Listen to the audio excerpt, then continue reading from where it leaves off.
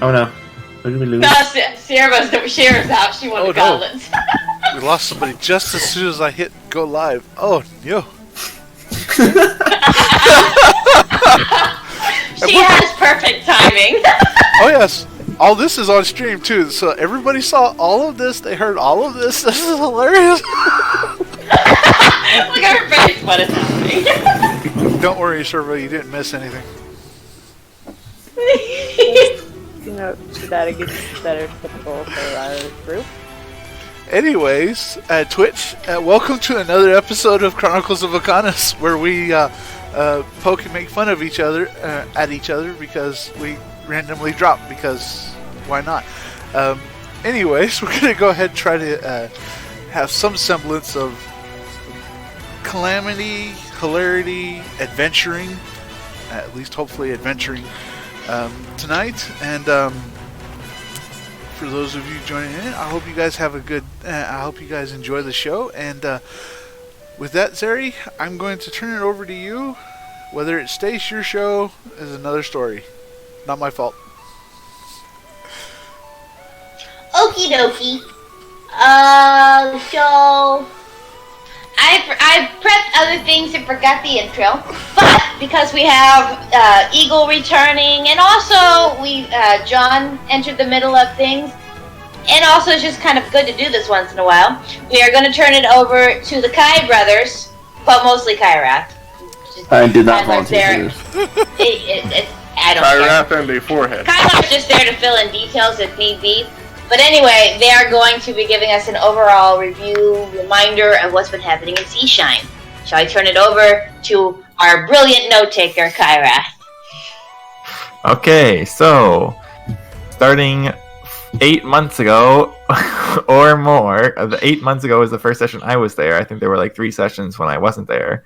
So like 10 months ago, we made it to Seashine. And we found a fairy portal in the basement of a bar that leads to Novi's bar. And we met Daphne Stonehammer, who's a paladin. And we went to the floating market, and we saved a mercenary's daughter. I don't really know about that, because that was when I wasn't there. And there was poison alcohol. Yeah. And Gorm drank some and needed healing. It was very nasty. That's what it says in my notes. It says we fortified the tavern to use it as a base. And Steve said that their leader became sketchy a month ago and started doing weird stuff. And then there's Chris the Avriel, who's the pirates, or no, he's in the pirate tribe of the Avriel, and he's the leader's lieutenant. And Harmony. No. Chris is not the Avriel. The boss is the Avriel. Chris is a human, I'm pretty sure. Well, you guys summarized it to me badly then, because this is my summary that you guys gave me that I typed. No. The boss is an Avriel from the pirate tribe, and Chris is a human. Yes, Chris is a human. So the boss is doing weird stuff, but like, okay, we might be able to speak rationally to him. And Harmony suggested using the Empress's funds to convert the criminal organization into a spy network. And we learned that from Daphne that Nakar is in jail, who is that one guy that we helped, who wanted to kill that one other guy.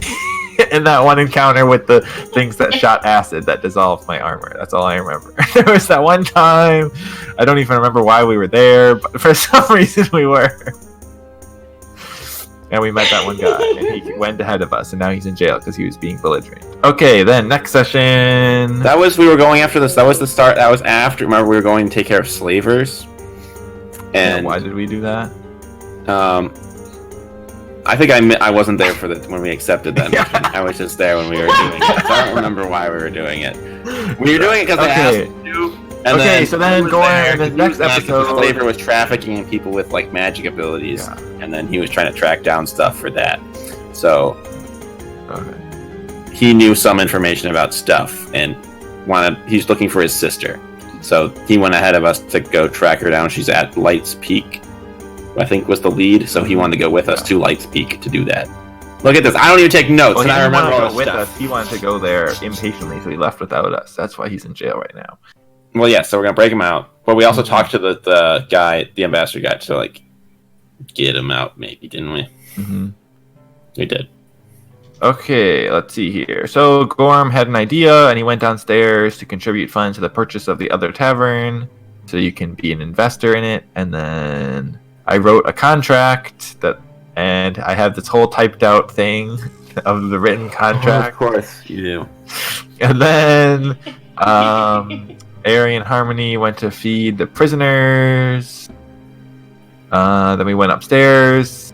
Oh, and we talk about our approach of what to do. Oh, yeah, and then a messenger boy knocks on the door, and it's Chris, who wants to have a secret midnight meeting with Harmony.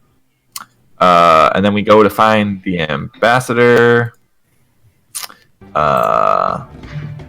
Is that where there was a fruit basket? Yes, there was the fruit basket where Harmony took all the fruit in the fruit basket right when the woman returns and sees that we ate all the fruit in approximately 30 seconds. And then we found that the ports are closed because transport in or out of the city might benefit Oshadale in some way. Apparently. And then we give him the gift from Tila, and then we discover that that's his wife. Yep, and we ask him about Light's Peak, and he said it's a nearby tomb site for paladins, and we need to get permission from the Charsign. Wait, we need to get permission from the Charsign Archivist about it, or something. Yep, so he closes then he tells us that the Duke has been acting strangely in the last year or so, and it thinks that something happened between him and his son, and he tried to assassinate the Duke of Oshadale. I don't remember any of this stuff, so good thing we're reading these notes. And you go back to that part. Somebody's trying to Linda assassinate asked about someone. strange women, but then he hasn't Him heard about being, any. Like, Yeah. more for having. Then there's a weird seer living in the exact middle of the two cities, making some predictions. And there's a gold mine that the Fey Dominion had to seize in order to prevent war, and then broker a treaty. And her parents control who can see the seer by having them buy tokens that are like currency in the cities. And he specifically recommends speaking with the followers at the Cathedral of Tears. But then later on, they do not tell me anything useful, so that was the most worthless advice ever received. Then we tell him that we're staying at the Sleeping Monsieur, and he asks us if we caused the ruckus. He said yes. Then Ari stays behind to ask him something about Azestra the Nightmare. Something. Then we go to the docks to look for Thomas Guile. And we go through a cemetery, and we find the dock workers, and he's not there, and they said that he joined a pirate crew. Then we go to the Charsang Archivist, and then that's when we meet, whatever his face is, Embar, that's when we meet Embar. And then he tells us stuff about Defiance. Yep, and then... Defiance, who happens to be Curiosity's father. Yes, exactly. And the library has over 400,000 books, and there's a giant magical globe map. Then we go into his workshop, and then we talk about the terror and the book that's in the labyrinth, and his claw organization system that keeps destroying books. And then Harmony now finally goes back to the flying market with the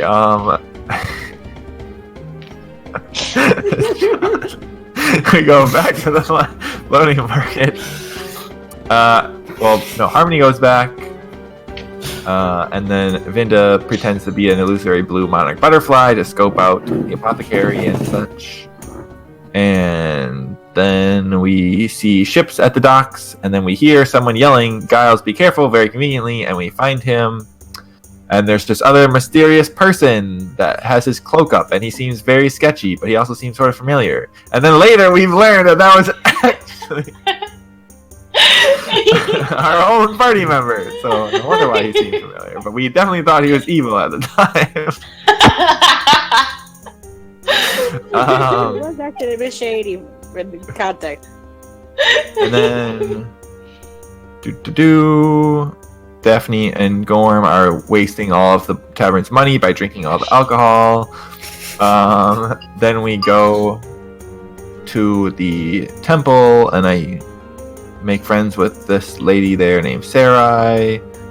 And nobody cares because it was useless, and you healed some people in the basement, and moving on. And they had turtle energy. I remember that. I don't know if I wrote that in my notes, but they had turtle energy there. Then Harmony goes to the thing, and Chris says that he wants the boss dead and to take his job, and then he asks what Harmony is willing to do to make that happen. That was the cliffhanger at the end of the session, and then I don't know if Harmony ever answered that question. It doesn't say. He just asked him why he wants to kill his boss, and it says he's been having secret meetings between a short, gnome-sized person in a black cloak, and they're taking more risks and killing people. And this cloak guy seems super evil, and we think it was John's character, but that was actually different. I'm leaning more now towards the imp. I'm leaning more towards the imp. Is what I'm leaning towards. The height was a kind of a giveaway. So then Chris says that they can smuggle us across the oasis, and Harmony says he wants to meet the boss. Oh wait, they said that they could smuggle me us across to the oasis. Yeah. I like that part where you can just skip the rest of the mission. So she's kind of just ditch and keep going forward with the real mission. And Harmony and Vinda return to the bar, and he tells us the stuff about seeing Giles. And he thinks that the other cloaked guy he saw may be linked as well. Then the kid comes to deliver another message, and this time he's an extortionist because we gave him a gold last time, and this time he wants more than a gold. And then I go to the Cathedral of Tears. Oh, this is when they have the turtle energy, and it was very not sketchy. saying what the message was. You said he delivers another message. You didn't write down what the message was. The note says that the bar needs to actually be run, and if we put a red cloth on the door, we'll run it. But if we leave it empty, then Chris is going to find a bartender and staff. Oh, right. Then I went back and got Novi to Then run we it. went and got Navi to run the bar. Navi? It's Novi. Navi? No. This is an You're a avatar. novice. Her Novi name there is is what it Novi. is. Okay. And then I go to the Cathedral of Tears, and it's super sketchy and seems very evil. It's very strange, and they have turtle energy. Then they go to the bar. Oh, and then I start rapping to a song that Ari was playing as I recapped what happened at the Cathedral of Tears. And then we go to the labyrinth. But then Olaf appears, and we go back to the tavern instead. So then, he says something about a map and a hermit and two brothers and a ship and a teleporting ship. Oh, I forgot about that. Then he also wisely suggests that we go get stuff before we go into the labyrinth. So then we go back to Tila to ask her for supplies and stuff, and we get some good stuff. And then we go back to the tavern. Oh, and then that's when we have the magical disappearing bag of holding that can make people's heads look like they're vanished. The first half of our nuclear bomb. To the museum where Harmony has been this whole time, and then we walk in, and then I pretend that my head doesn't exist. And It then fails horribly. Yeah. Then he gives us the. Umbar says there's a specter in the labyrinth that will kill us unless we have ID tags with us, the tokens of passing. I didn't make it. Don't blame me for any of this. I was just playing a character. And then there's that Hilda lady who was very annoying that Umbar really hated. And then we finally go into the labyrinth. And then there's a piercing scream, and we need to hurry to the anti-magic room because surprise, surprise, the tokens are not working. And the specter starts attacking, and then we run into the anti-magic room, and I run straight into the chimera, and then I don't wake it up, luckily. Then we fly up and get the lantern that can defeat the specter on the ceiling, and then we run outside, and then we decide to run away, and then Embar actually manages to disarm all the traps, and then we make it back out alive. And then Embar goes to complain to Hilda, and I start reading this book. And Olav and Ari go to look at the globe and find out that Bramble ran away from the Spectre and stuff and just ran completely out of the museum. Yep. And then Rafi, I was telling Rafi that it's sad that he knew my father more than I did, and then Rafi said, "Yeah, sucks for you."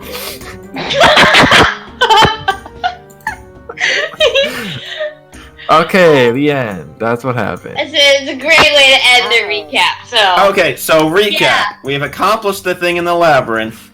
we have a set up the bar and are waiting for Chris to tell me more things about how to kill the boss guy. But I kind of want to talk to the boss guy because he's another Avriel, so I want to see if I can work on that because historically that tribe of the Avriel was used as spies during the war, and then they became pirates after that. So if I can get them back to their roots, then we can just turn the gang into something useful without having to kill them. So I don't really like Chris. Anyway, and then we have the thing with the seer that we still need to deal with. Maybe, if we want to get past this to the Oasis, where the actual interesting stuff that might help us do things is. So this whole seer thing is just a nonsensical barricade of two cities being stupid. And the ambassador guy told us to ask the cathedral people about the seer, but when I asked the cathedral people, they told me nothing usul. Right, so we're gonna bust in the door. We're just gonna go to the seer and bust down the door. That's what I got from that. John, you up for that plan? I want to hear more about the turtle power.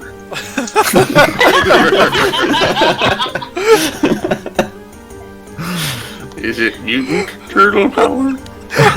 Ninja turtle power. It's young adolescent power. What?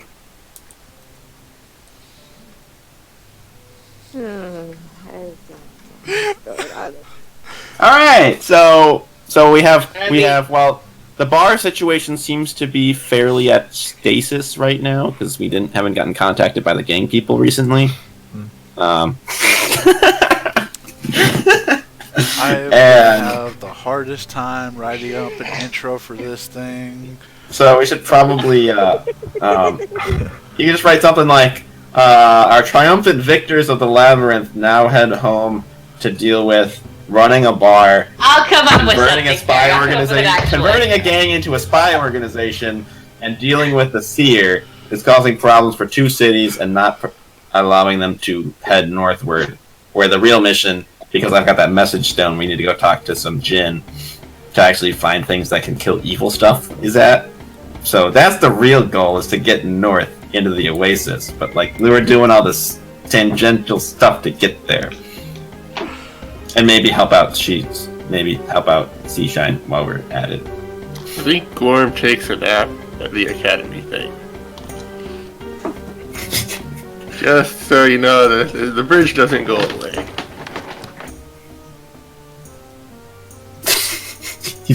He's sleeping there just to make sure that when he sleeps, the bridge stays there.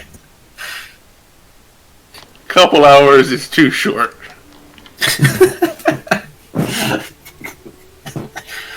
Okay. So,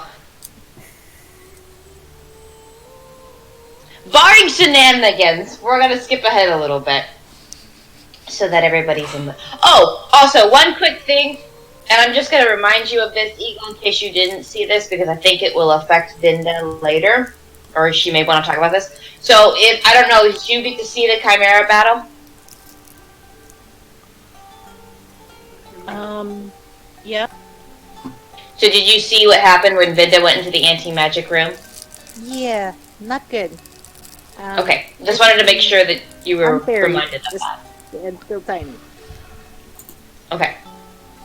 So you guys you're returning now back to home base, which is the bar. Which I'm blanking on the name right now. I assume your notes have it. The sleeping Monsieur. Messier. Messier. It's Messier. The sleeping Monsieur. Messier. It's the sleeping Messier because we killed people and it's messy because Gorm got super drunk. Messer, it's a. Did you name it after the sword? No, I named it after what people called each other in Dragon Age 2 in the city. They call it the Messer. Messier. Yeah, I kind of liked the name. So I liked it, like the what people call it. So that's why I borrowed it. Anyway, yes. So you return back to the Sleeping Messier. You left Daphne in charge of it in your absence, and as you arrive, it seems that she's done her job. She tells you that there were a couple of people who got curious and tried to make their way in, but what she lacked in numbers she made up for in scary roaring, throwing of bottles, and did actually have to smash one head in, but she assures you that she healed it real quickly, so no permanent damage was done, but she's not sure that person remembers his name anymore. Oh no. Other than that, though, everything else seems to have been worked out since you guys have only been gone a couple of hours. Seeing as Bezak takes a nap there, we'll say you've returned at about 4 o'clock in the afternoon. In that time, Novi has actually been beginning prep work, and she's actually in the bar now with a couple of other people. She's got like a notepad in her hand, and she's just sort of been tallying kind of what the stock is and what the rooms look like and what things need to be prepped. So right now you're in the bar. You've got didn't I have the map for the bar? Oh, I bet I did in the virtual tabletop. Whatever. No, you have it in roll. You had it in roll 20 because that was a long time ago. I think you have it in roll 20. What? Maybe. No. No, I feel like it was virtual. We switched to tabletop during the part where Gorm got his ear cut off before we made it to C-Shot. Yeah. Oh. Okay, never mind then. Anyway, so currently at the bar is you all, Daphne, Nobi, and like 2 of her assistants.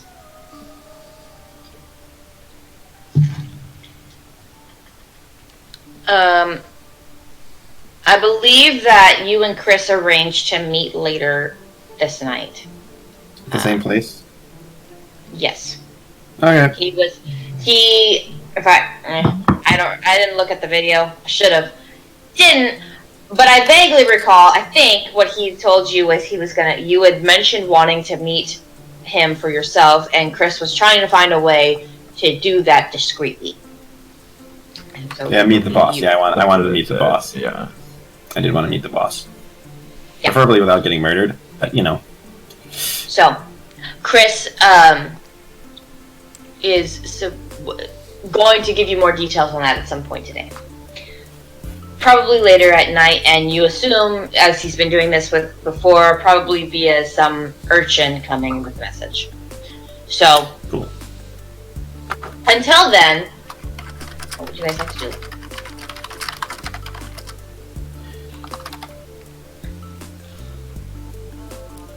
Novi, what time were you expecting to open tonight, or ever for the bar?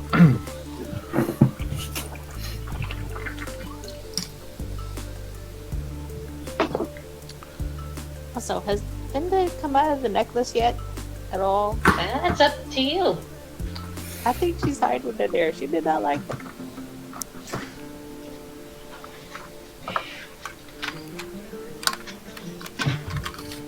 Harry, your best friend has been inside the necklace since you left the labyrinth and has not reemerged. And no matter your coaxing or talking, she just seems to be in there. Did you not catch Aries' question to Novi? No. No, I did not. Okay. Ari would have gone up to Novi and asked her if she was when she was going to be ready to open, because one of the draws of a bar is entertainment, and he was going to step up to kind of bridge the gap to make sure. Oh, well, fortunately your shenanigans didn't damage things too badly, so I don't think there'll be a lot of damage to repair. However, restocking, and she looks towards the dwarf paladin, is going to be more of a challenge. I am going to have to bring in some stock from Zagata, and probably, well, part of the advantage of here is that some of the stock I do get from Zagata comes from Seashine, so I could probably, but I'll still need to set up trade in order to get to those specific merchants. All in all, probably a month. Okay. That will do just fine. And she bites her lip a little bit. not to sound ungrateful, are you, like, famous at all? Because you're, like, saying, like, obviously, I understand bringing entertainment would be wonderful, but if we could open with, like, someone popular. Not. And I just. I'm not famous in Seashine yet. I'm more known in Zagata than I am here. Well, if you could work on your reputation as a barter entertainer in Seashine, that would help. That is one thing I do have plans to do. See if we can't take care of that. Also, you wouldn't happen to have something that might help Vinda's nerves a little bit? Maybe a drink that she enjoyed a lot? I think the drink that she enjoyed a lot was coffee, and that was the better. Not helping the nerves at all. I have coffee. I have goat milk. The fermented goat Give her milk. coffee again. That was fun. She looks at you, Winter. I do have coffee. I brought some with me, actually. I knew I was going to be busy, and I wanted something to keep my energy up. Well, I kind of lean in towards Ari and Vinda. Hey, Vinda, you want some coffee?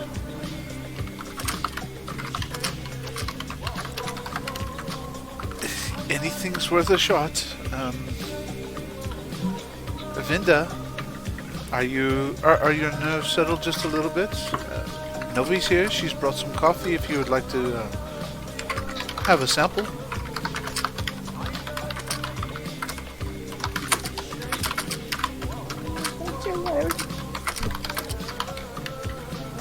I don't want to come out.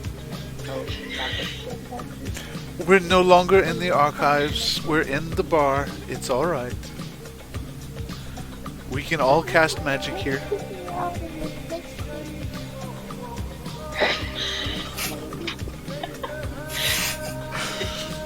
Vinda, you're going to have to speak up. I can't seem to hear you very well. Your connection, as you see, she's like retreating further into the crystal. Even your mental connection is strained at this point.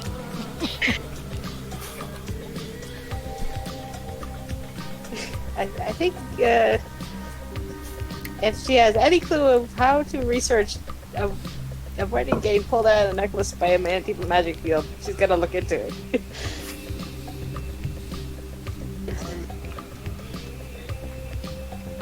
It's simple. You just make a box that looks like a crystal and then just hop inside it. You can't pull out that by an anti-magic field. Well, she might have to look into at least getting a better way to be carried in such a case than clinging to everything. It's all right. You were only out of your necklace for that moment for just a little bit. It's all Could right. keep an emergency parachute nearby. Well, she could just stay in a bag of holding, which wouldn't have that much air, but like, it's technically a portal to a pocket dimension, so that wouldn't go away. You just can't access it in the anti-magic field. But the pocket dimension doesn't vanish inside the anti-magic. So that's what you need to find. You need how would to she find get some into sort of it, pocket though? dimension that naturally has air in it. I still don't know if Vinda wants coffee, so if she does, it's over there on the counter, and nobody goes back to what she was doing. All right. Thank you very much. Roll something like willpower, maybe, to see if the lure of coffee overrules the nerves. I'm not even sure which way would be.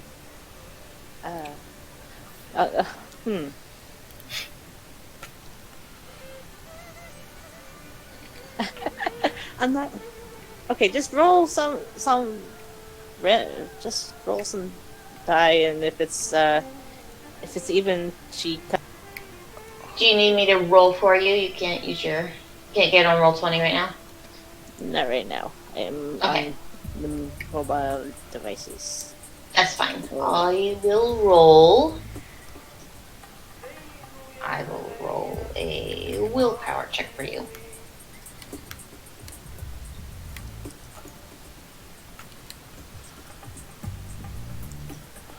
That's a lot. You're right. So you have a 20 with 4 stun points. So coffee is a motivating factor for Vinda. Okay. Apparently she really wants coffee. I'm coming out. I want Clinic cream. and plenty of, Cream. my mom's saying that Cinder wants cream too, apparently. I'm not sure that's been established before, but I like it that way in real life. Okay. So we'll say that Winter helps Vinda get the coffee, and as they're putting it together, Winter shows her the proper way to make the coffee by adding cream, and Vinda is very much enthused by this. And as she's putting in the cream, the other person who's enthused by this is Ralphie, or whatever we're calling him now, depending on his Rafi, 3 various that's what we're calling names. you. No. Yeah. Winsome is his name. No. Winsome jumps down onto the counter, and he comes up with like the cat version of a perched eyebrow, and comes over and looks and kind of stares at the cream and kind of bobs his head in a sort of stealthy way, trying to get a hold of it while Winter puts it down and forgets about it. If I see him, I'll give him a tiny little saucer of it. It's probably much tastier than fermented goat milk. Gorm suddenly has an idea. Winsome gives and you he this goes look and asks- like, yeah, right. He asks. Gorm is going to go and ask for some coffee and fermented goat milk. It's just like a little canister, so you can just like get to the coffee. If you want the fermented goat milk, one of Nobi's attendants, she looks over at you and is like, "Oh, I don't think we brought that. We just brought the coffee. But I can make some fermented goat milk for you." That sounds good. Right away. And she disappears to the basement. I'd like that. Was that Novi that go into the basement? No, that was somebody else. Rafi. An attendant. Right. All right, I'll go over to Novi. Like, Novi, would it be helpful if we stop people from trying to break in? If we just like put a sign out there that said like, under renovation will reopen soon? Well, The 30 days I count guess- as soon. Well, you have enough stock to you could sell something, right? But I mean, like, we could sell it like out a door or something. Oh. 'Cause- yeah, we could do it. We could have a tiny opening, and like the grand opening would be later. The upstairs and stuff, obviously not used salvageable. My only concern about such a thing is your current state in the floating market. I feel like mostly the reason when people are breaking in is less to do about getting into the bar and more to do with the fact that you haven't really settled matters with the gang yet. Right. Well, Chris told me that we would run it, so he just wanted it up and running sooner Does rather than his later. boss know that? Or is that what Chris is saying? Well, that part seemed like it was ironed out a little bit, but I'm leaning more with him tonight, so we'll see. Well, let's just wait till then to get more information. Alright. We just need to be careful. We're entering in a new area, and we need to sort of play by their rules for the time being. I don't really Right. I was really just- know yeah. what they're like. I was just thinking that reopening and giving them the alcohol that they desire would help with that, It's not a bad idea. even if it's in limited Hold on a moment. capacity. Actually, come with me. There's a crate of reserves that I've been saving for a special occasion, and this might just work. I would like to make a note. When the attendant went to go get the goat milk, Gorm has been trying to quietly and not noticed by anyone else get Rafi to come over.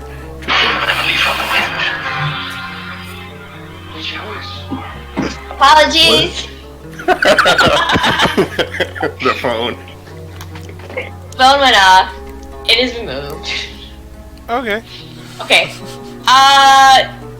Do you have animal handling? No, but he's not an animal property, so sort of, but Yeah, but if you're trying to entice, I mean, he's still I'm more enough like of a creature. I've got something to say to him. Yeah, and I've been giving him. Use a communication check. Okie dokie. Did Rafi like the cream? Yeah, I gave him a little After- saucer of it. I don't know. He seems to be enjoying it.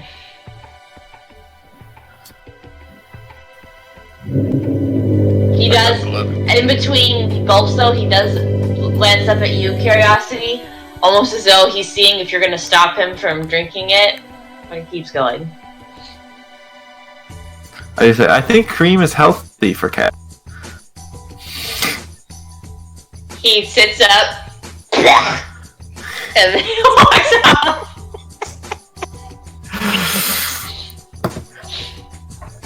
He walks up and he kind of curls his body underneath Harmony's arm.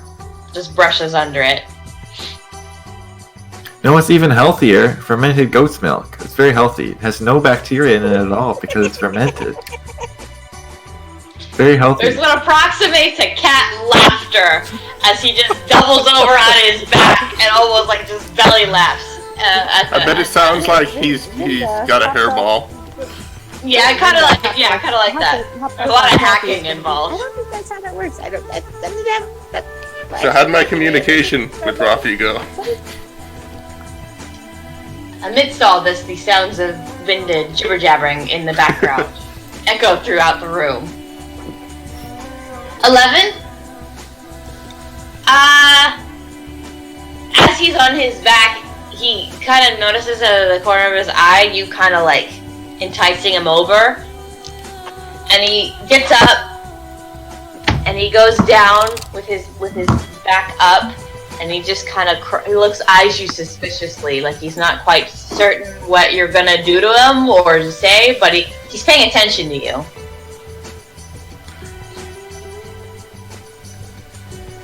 Yeah. When he gets closer, I'll just whisper to him that I've got some goat's milk for him.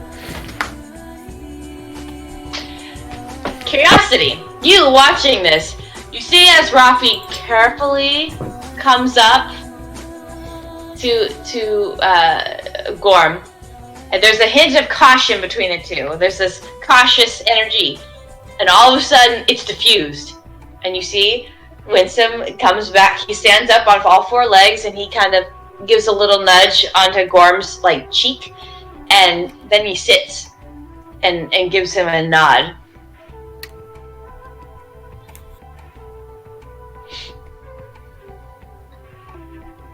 And then he turns to you, Curiosity, and he gives you just a little slight smile.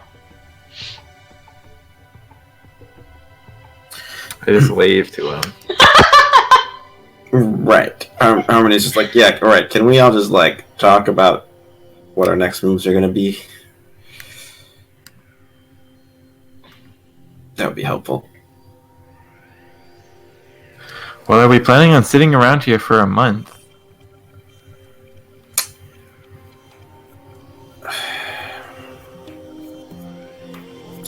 Well, I feel like we need to figure out what we're doing with the seer so we can get passage north. So we might end up being stuck here for that long, but I don't think it's ideal.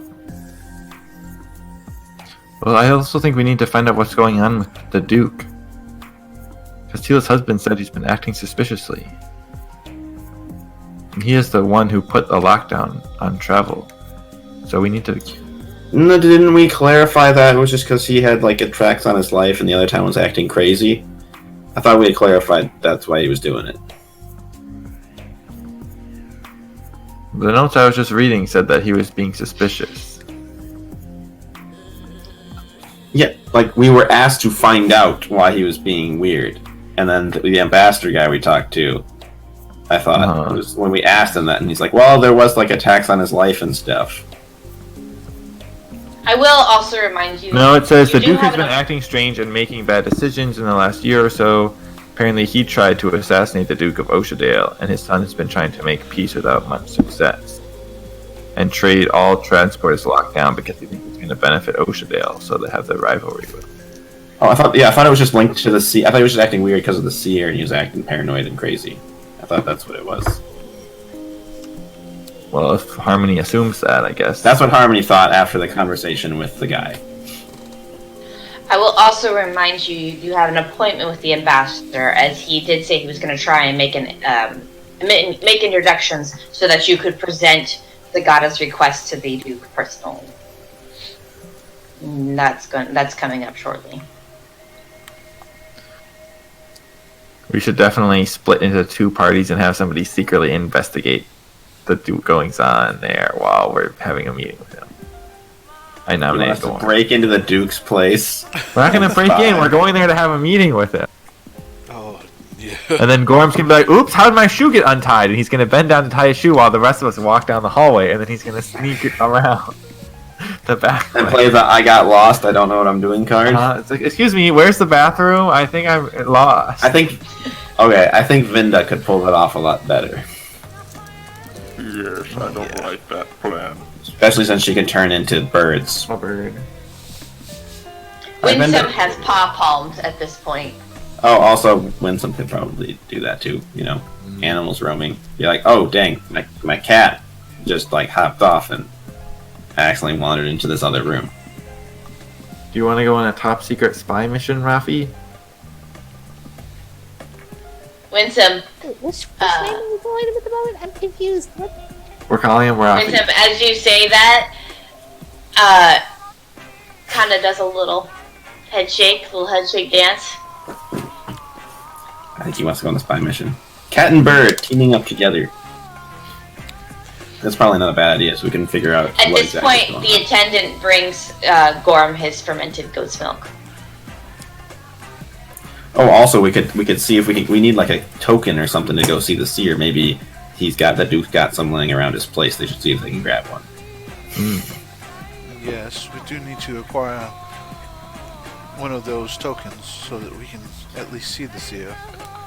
Alright, so how I see it, I think Aerie then should lead the requests to the Duke himself, so that we can prolong the discussion as long as possible.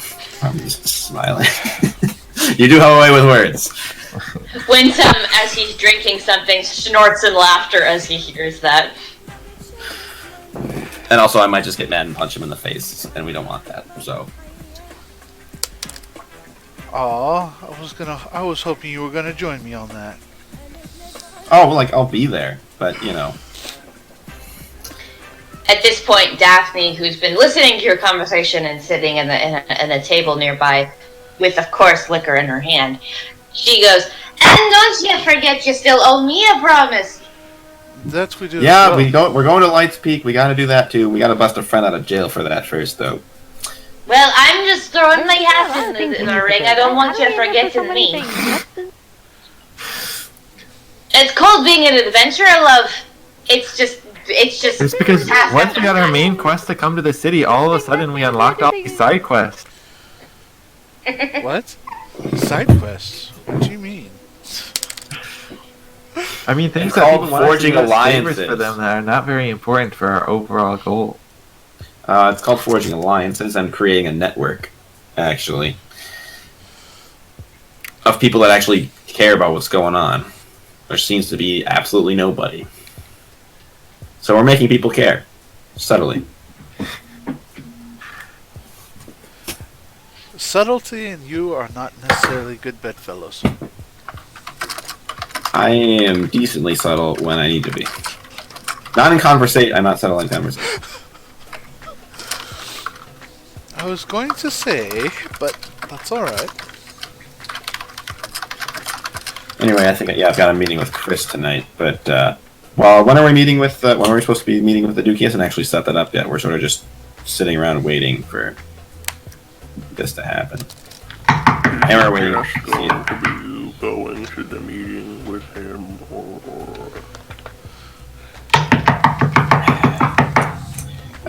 Who wants to pay Who wants to pay the guy a gold this time? Because apparently Paying him that's a gold. thing now. Do we still have any fruit left? Do I have any fruit? No, we gave all the fruit to the kids, didn't we? I have no fruit left. Shoot. Darn, I can't pay. You wanted the kids to have their vitamin C, and now you have no fruit. They're not gonna get scurvy now. You're welcome, kids in the floating market. Fine, I will go for it. And Erethias will open the door. Same urchin's there. Puts his hand out. Yes, lad. What can I do for you?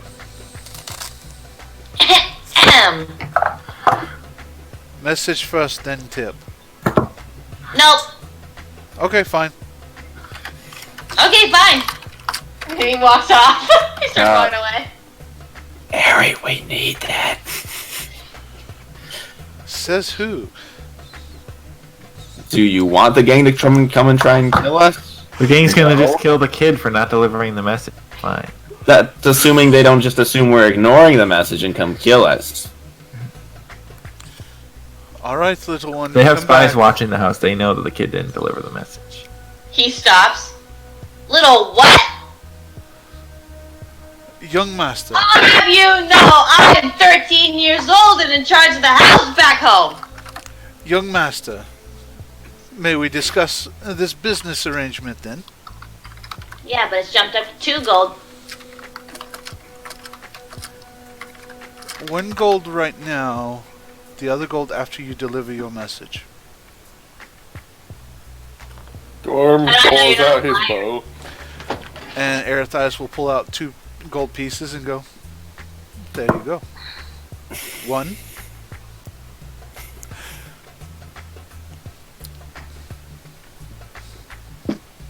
Thank you. There you go.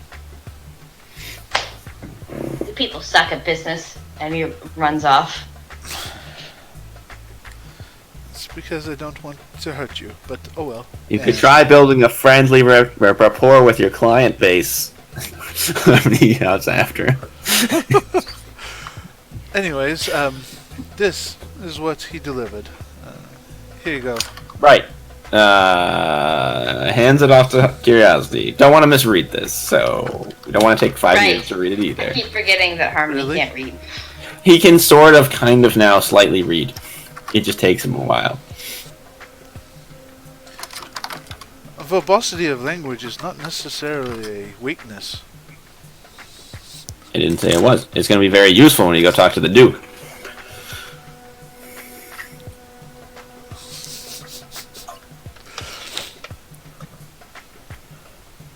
Alright, so meeting with Chris, waiting for that ambassador.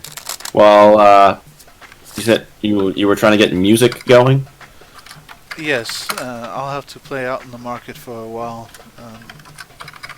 See if we can get, or see if I can get my quote-unquote name out there and draw some Yeah, you attention. could recruit a band. That as well.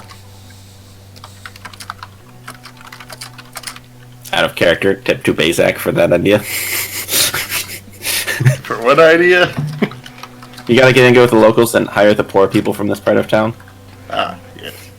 The one in Discord chat has inspired thusly that comment about starting a band.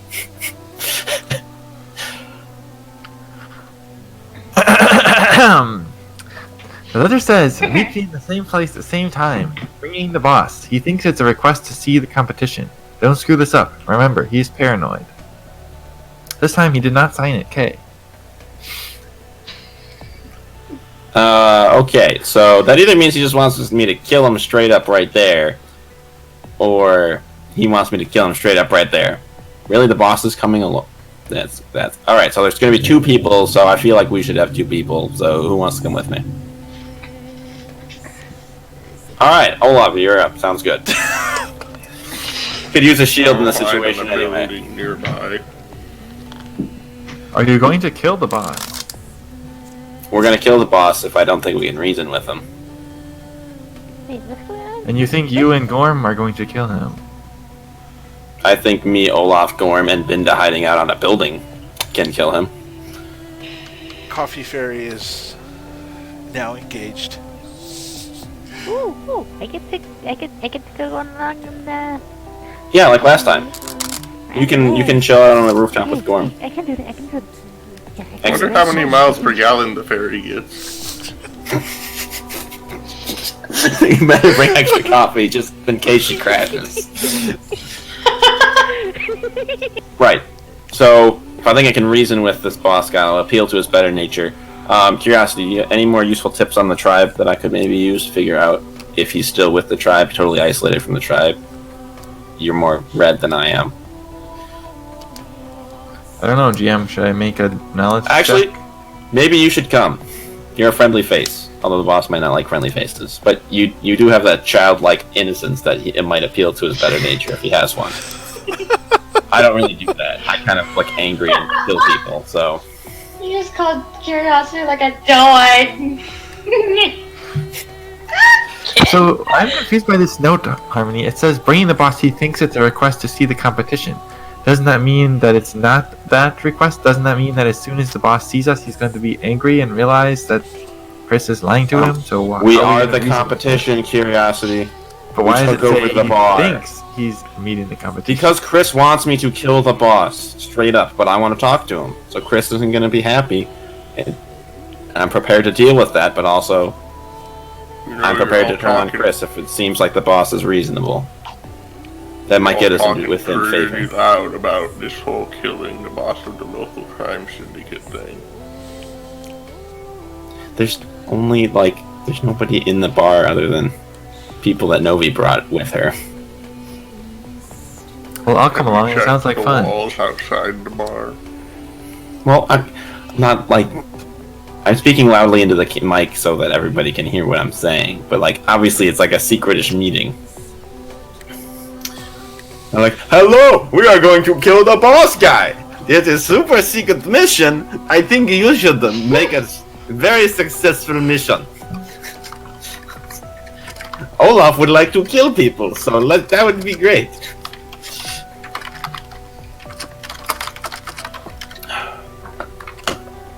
Right, so Olaf, I don't know how much you're up to speed on all of this, but basically, this bar was run by this gang.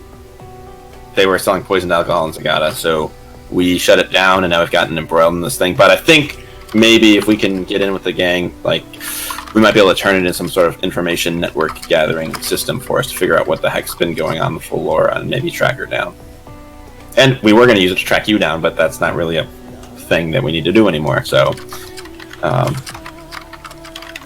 What a way to give these people here something to actually work towards instead of just sucking. But realizing that it is a gang, that might not go well, so we might end up having to deal with them differently. The real problem is that the ferry portal is underneath this building, and Vinda doesn't really want to give the building up. It is strategically useful.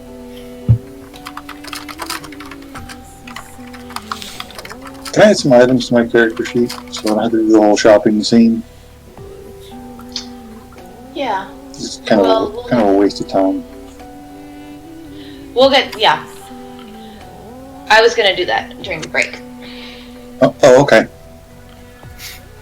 But we're all gonna die before the break happens, and if he brings super awesome items that'll help us kill people. No, I was gonna... When you guys are finished talking, we'll take our break, and then, we're gonna say the hours leading up to the meeting, you guys go shopping if you'd like to. That's what I was gonna do. Do we have anything else to say? Alright, so, goal is talking to the boss, convincing him to work with us. Because there's bad, evil stuff coming down. And we're gonna appeal to his nature and the history of his people. And if that doesn't work, I don't really like Chris either. But I don't know what we're gonna do.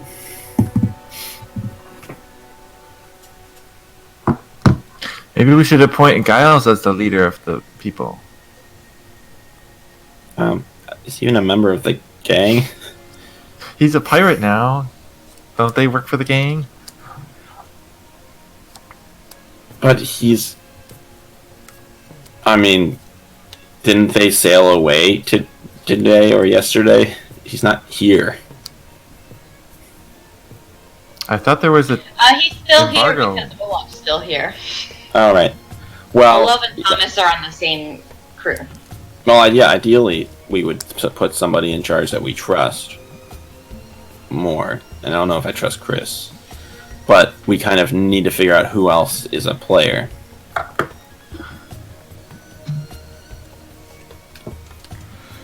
That is true. I bet Tila would be good at running a gang.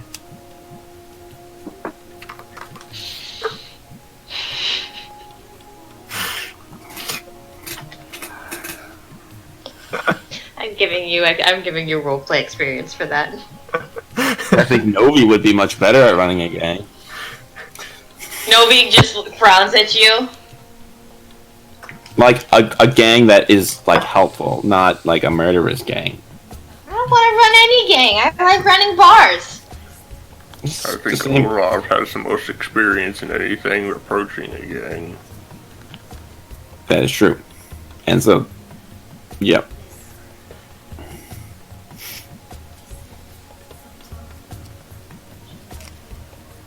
Olaf's inspired. The thing is, we need to inspire the people. If we do take out the leadership, we need to inspire them to follow us.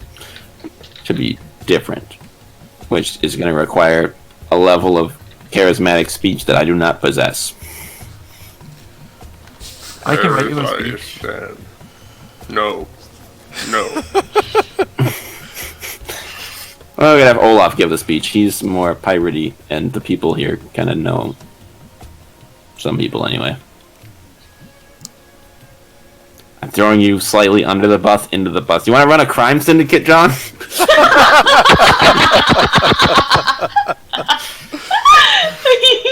Yes. Excellent. I want there we this go. idea will work out. I didn't even. Let's cross do it. my We're putting mind John that in I had a bunch charge, of everybody. PCs running And Giles will be his. And when we leave, Giles will be in charge. We'll be like, this. When I'm away, this guy's in charge. All right, we got a plan now. We're putting John in charge of the gang. All right, so are we just gonna straight up kill both of them then? Do we even negotiate then? Do we just power play murder both of them? We don't know anything about. Hey, I don't think that really works though, because you need a legitimate reason to have the gang willingly come over to you. I'm sorry, out of Dude, character. kill This the guy only that we're people going to we talk can to kill. is the captain of my pirate ship crew that I'm on. That No, captured me. I'm I'm getting lost. So your pirate crew is a separate thing. You're your own entity. All right, They never just mind. come to the. Okay. Different guy, okay. From what? Let me just so you remember what you know. This dock is friendly to pirates. You've dealt with this gang before. Your captain deals with them. They've, things have been okay, but recently the gang leader's been doing shady stuff that your captain doesn't like. And so that's why you're leaving shortly, because he's done dealing with the leader. He's done dealing with boss. Who apparently has no name. No, he just goes by boss. Nobody knows any other name for him. He's the imp. They call the imp Boss Man.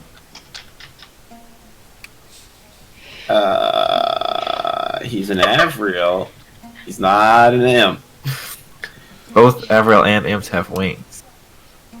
Oh my goodness. He's not 3 feet tall. Have you met him? How do you know he's not 3 feet tall? Oh god. Maybe he's just a really good talker and he's talked Because he's everyone been into. meeting with a 3 foot tall person, and Chris has seen them both meeting.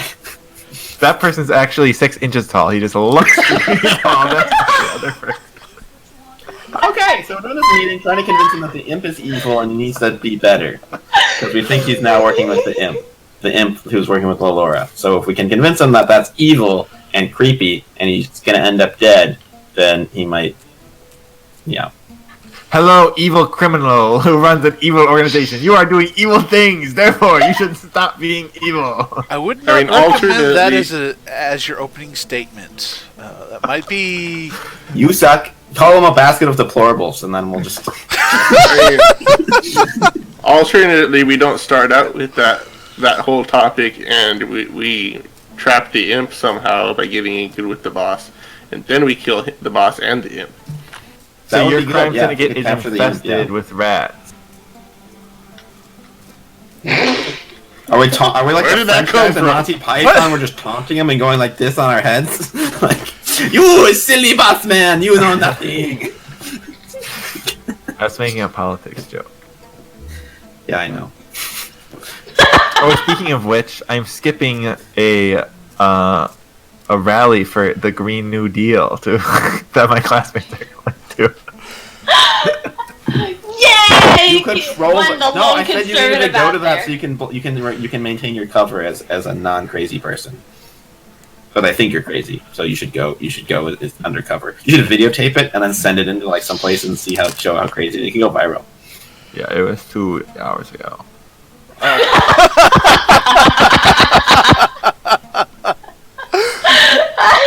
you're going to the after party of this, huh?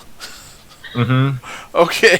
Oh, nice. Oh, that's... You should still record it. Okay. That makes sense. Okay. Or I should just not go because I need him to be inspiring-ish. No, we'll have be inspiring. That's out of character talk, y'all. Save that for the break. Moving on. You guys have anything else you are talking about? No, okay. I think we know what we have a plan. Other than maybe, should we have a signal for we're going to kill the boss right now? Should there be a signal? We should have a signal for that, right? Like a word in a sentence. Like, I suggest the word is lemon. Lemon. That might be a little bit hard to work into a sentence.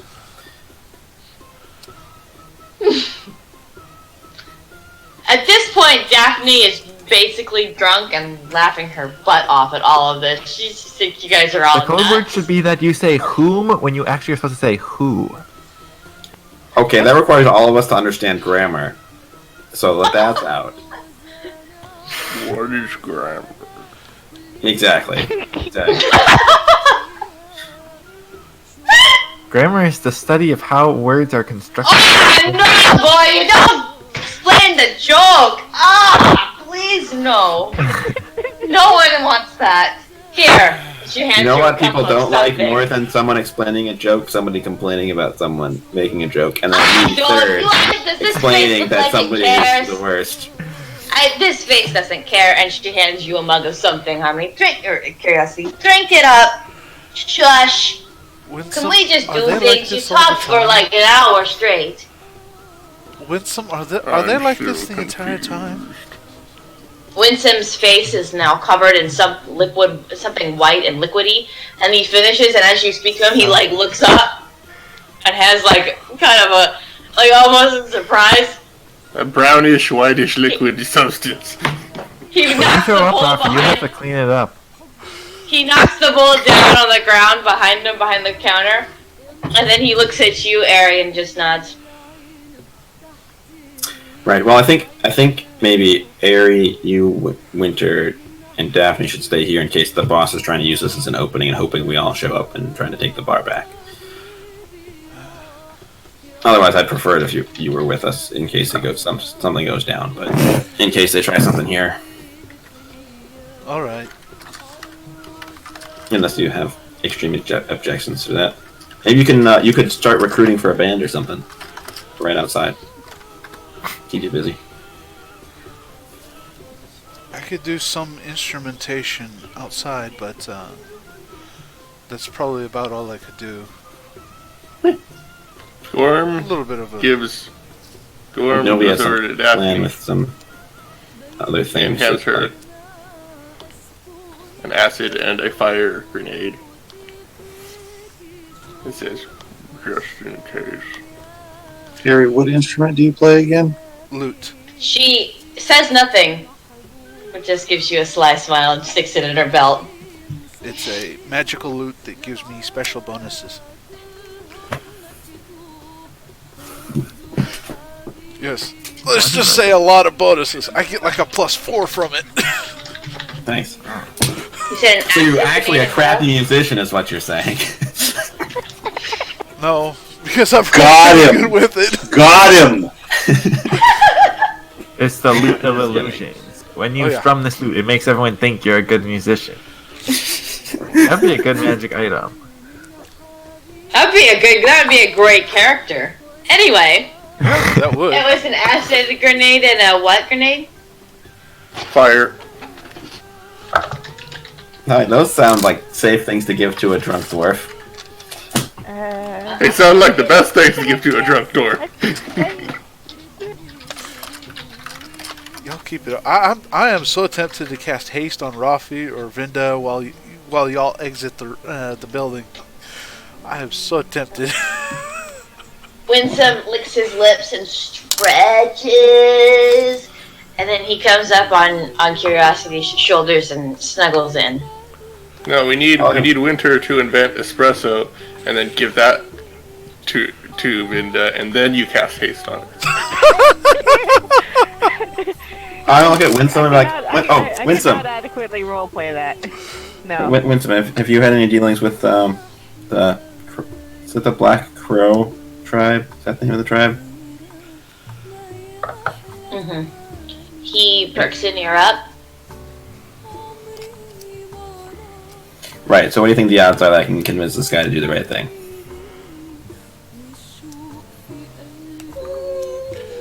50-50. Bad odds? Yeah, I figured bad odds. Anything that you can think of that would help those odds?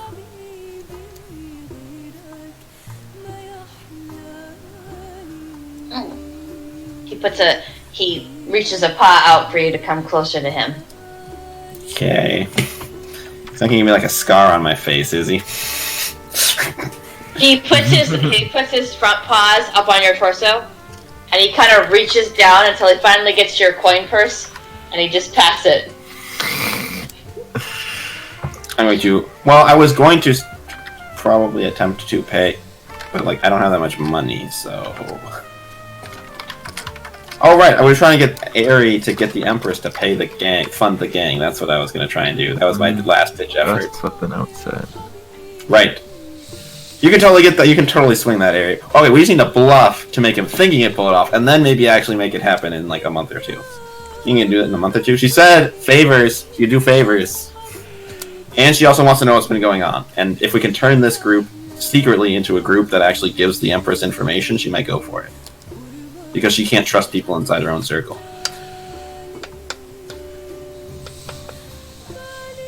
Is there a way you can contact her and figure that out? I'm going to bluff it today and see if he goes for it. And then we'll hope it turns out later. If you so desire, you can bluff it. I don't Are you going to guarantee... talk to her, though?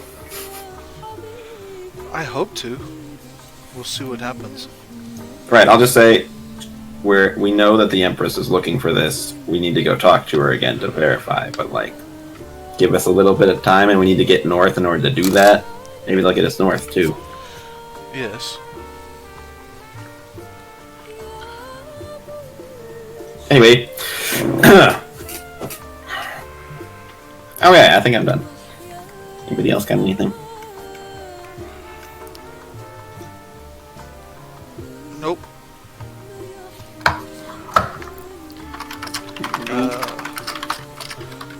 But yeah, after they leave, I will step outside. See if I can't drum up a little bit of an audience. Okay. John's? Alright.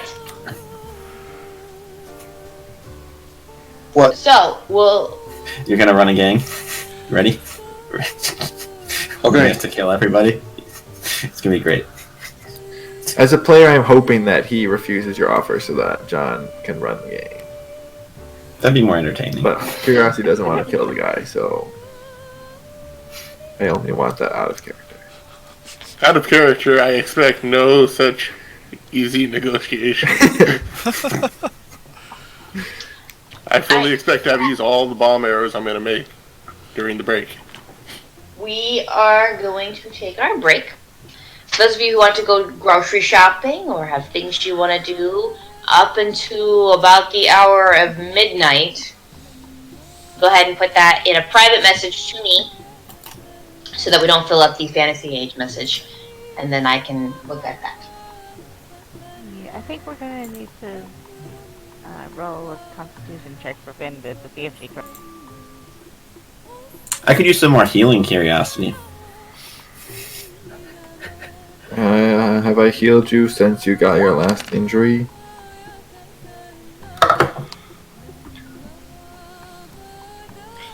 And that'll be a total of a 16 for my performance. I know. Let's take our break and we can figure this stuff out during the break. Okay. Cool. Okay. So, Twitch, give us a few minutes, 10 minutes or so, and we'll be right back. Send me a private message for what you're doing. I'll be back.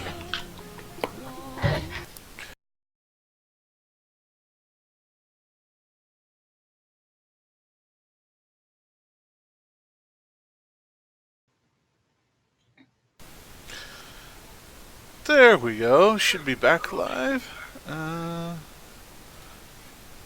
And somebody paused the music, so it's no longer playing. Oh well, I push play. Anyways, thank you, Twitch, for giving us just a few minutes to kind of get up and stretch our legs a bit. We'll be ready to jump back in the action. More than a few minutes Yeah. to wander off on side shenanigans. Yeah. We got to see cats and more cats and more cats and a couple more cats and a couple of doggies. But either way, we seem to be back and ready to go. It's your show, Zariana.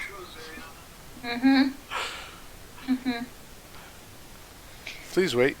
GM.exe is working.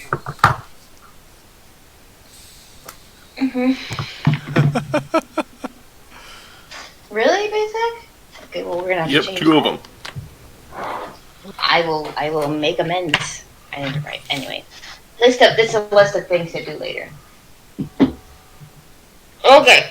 So, you guys go and do things. None of you messaged me anything that we really have to take care of at the moment, except Barry, which I need to roll for.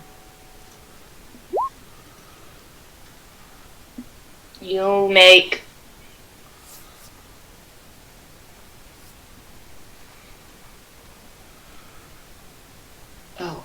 I just totally blanked on what I was gonna do with that. You make 24. You make 24 gold. 24 gold. Yeah. I was like, totally knew what I was gonna do. Rolled the dice, and I'm like, now what I'm doing is the numbers. I totally forgot. Dude, that's like rich poor people you're playing for there, Barry. Yeah. I know. Dang. Right? Well, it's like They've got stockpiles. They're pretending to be poor. I see how it is. There are a bunch of those like people who beg There on was the side a the street lot and, of people that make, I like, gathered a 80 lot. grand a year begging. That's He what found these a really people busy street in the poor people district, and there's so many that came by and gave a penny. yeah, you. I know what I'm doing. A combination of a group of people. You did well. No, you also got some people from some of the other districts to kind of come in, seeing a larger group. I'm just imagining him coming back with a giant bag that he can barely see over, filled with pennies, and he can barely carry it. Yeah, the amount approximates 24 gold. It could be, but it probably is more varied in the actual change.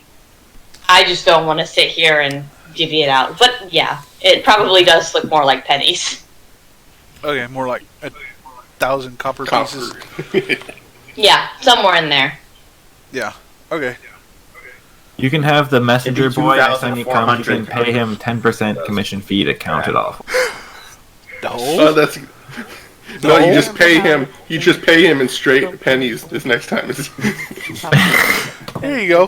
1, 2, 3. Okay. Who's all going to meet the boss? Me, Olaf, and Curiosity are going to be on the ground floor, and then Gorm and Venda are waiting in sniper position.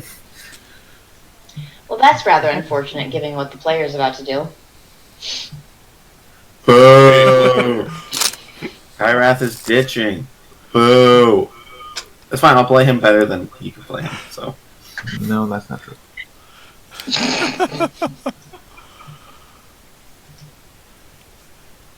Alternatively, you can Another ditch thing the we stupid party, and then you can I think roleplay we instead. really do need to check on Binda's constitution. See how she's handling. Yeah, we can go ahead and do that. Is her blood sugar at 5,000 or is it closer to 45? Yeah, I need to look up what exactly caffeine does to the body. Accelerates the heart rate. I have an idea, but I need to take a look. Yes, but mechanically how? I think I heard something. I think it that's blocks true. some receptors in your brain that the drowsy signals in your brain. It blocks those. So it doesn't actually give you more energy. It just keeps you more alert. Okay.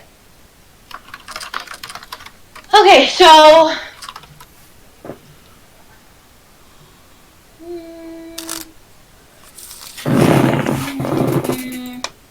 Okay, to the library. Okay. Oh, cool.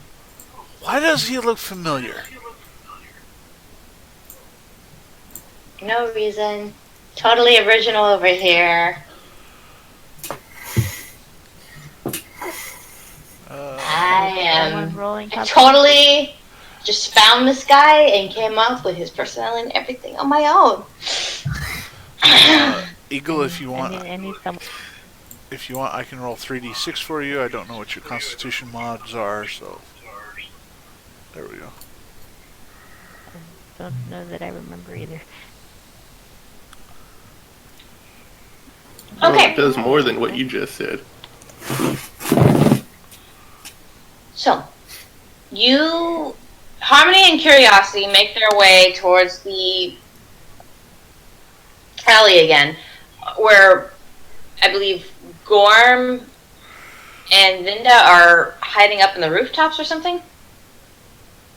And Ola's with us. Yeah, I'm gonna be hiding up in the roof. Okay, so How did the Constitution roll go?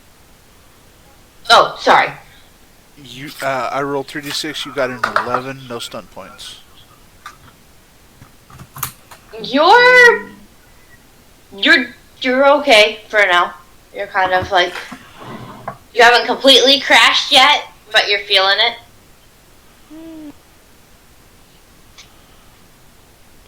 Okay. So the three of you approach, and as you do, Harmony, you remember when you came up to this alley, you were told specifically to come alone. You, of course, bent that rule, and it was just you and Chris. But as you approach this time, you see Chris once again dressed in his sort of fancier garb, his large gentleman's hat still placed upon him. He's leaning up against a wall towards the back, and in front of him are two guards who look like they're part of the floating hand gang. You recognize the garb they're wearing and the clubs, particularly because of the clubs that they're carrying, which you know is common on them. But in the center, showing off kind of flamboyant nature, very different from the rest. You see a tall Avril with flowing black hair, kind of tousled with a red bandana.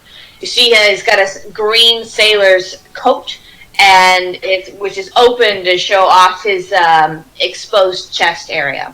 He's carrying what looks to be a pretty hefty sword across the belt, and his wings, however, catch your eye. They're tucked back a little bit, but instead of the gleaming white wings that you expect, you see black wings that seem to lighten as they go down, but they have an appearance much closer to that of a gloamling's pair of wings than an Avriel. You get the feeling as you're looking at him that the term Avriel has probably been equated to him because that is the common term for your people, but he looks much more like a gloamling than what an Avriel individual would look like. You being a gloamling, it is slightly in the dark.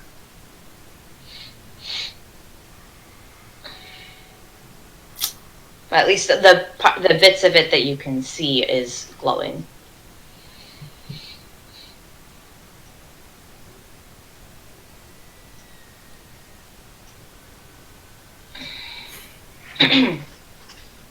As you approach, he crosses his arms and just gives you sort of a head nod.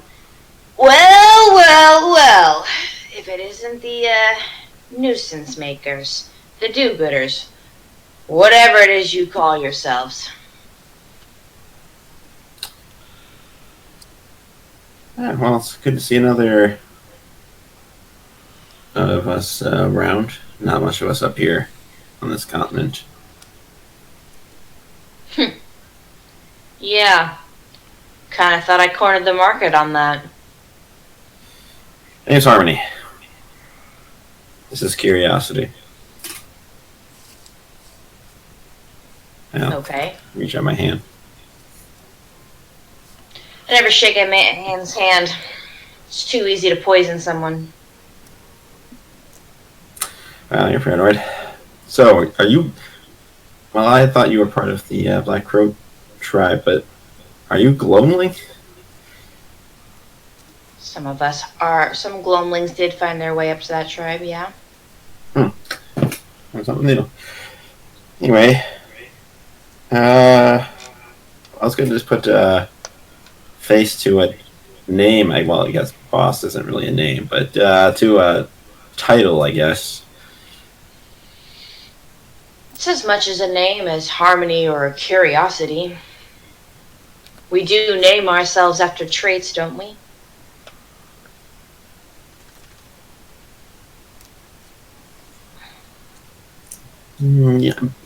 Yeah, I guess.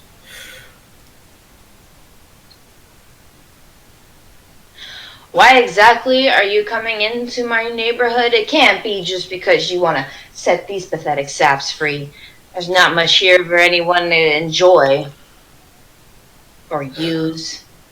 Right, well, this all got, well, it started when you guys were sending poison stuff to Zagata. Wasn't really a fan of that. So, my friend owns the bar in town and was potentially going to get in trouble for it, even though she wasn't the one doing it. So, came to kind of shut that down. Discovered the portal thing they were using downstairs. I got into a tussle with the guys when it got a little bit out of hand. And, well, we do, in fact, like setting people on a good path. And I think there's some real potential to do that here. And so I'm going to make the best out of what was initially pretty much a no-win scenario. It's a good slogan. I bet you use that on every town you come across. What slogan? I don't think I said a slogan. I think I just explained what happened.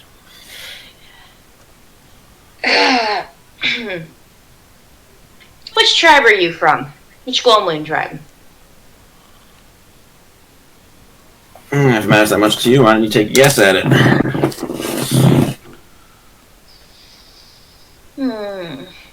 He scrutinizes your appearance for a moment.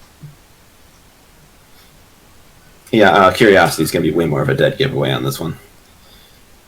Because he's got the tattoos on his body.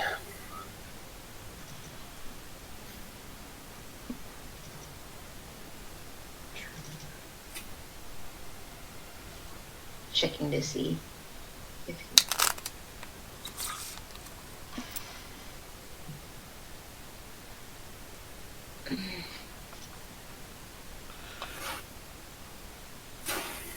Also, did you want any music playing right now? There should be in the watch together. Oh shoot. Yeah, turn it back on.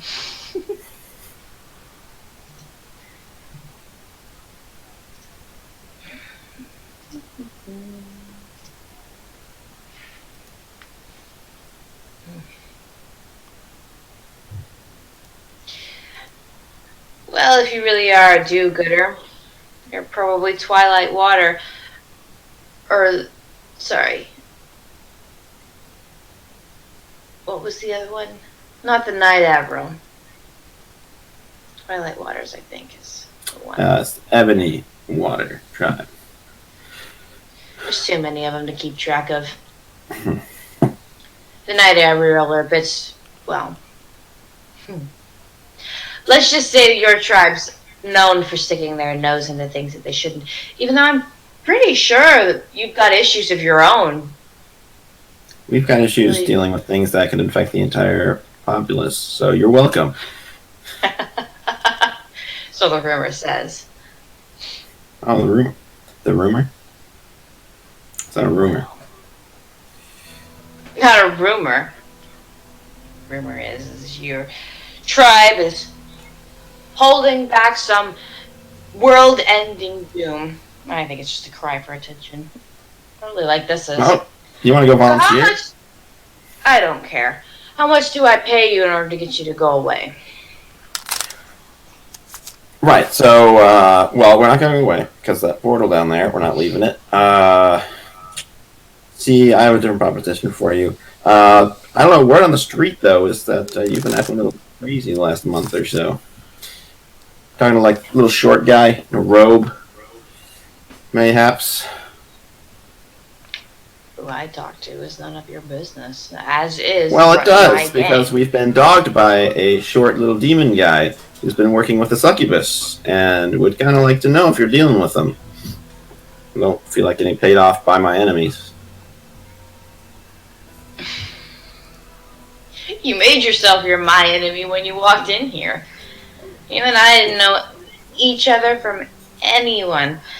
Nor had our paths crossed. Had I done anything to you? At least not that I know of. Did I murder a family member that I wasn't aware of? If I did, it's purely accidental. Just business.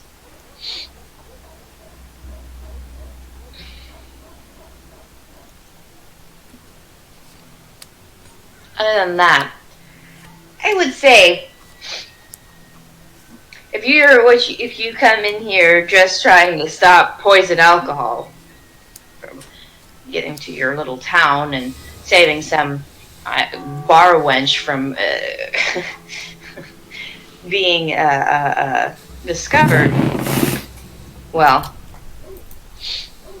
Hang on, can you pause that thought mid-sentence for a second? Maybe a roll.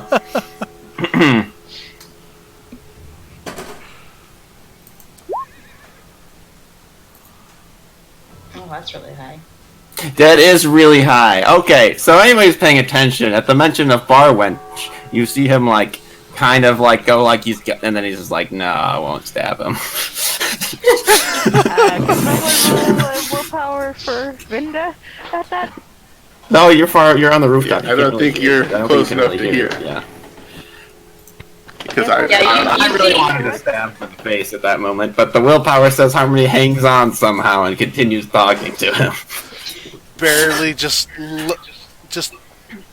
a notch lower than epic levels of self-control. Right, so what does little guy promise you? Some sort of increased wealth? Can't trust him. Last time, well, if it's who I think it is, last time they went somewhere, yeah, got his soul sucked out, totally dead, so I wouldn't, don't think it's worth it. Maybe it is, maybe it isn't. Oh, that's fun. Well, well, Chris, when his body ends up like missing his soul and like his eyes like totally shriveled out, and you know what happened to him. Boss just kind of looks to the side, and Chris just gets up off the wall. There's no need to insult the boss like that. He's doing the best he can for us.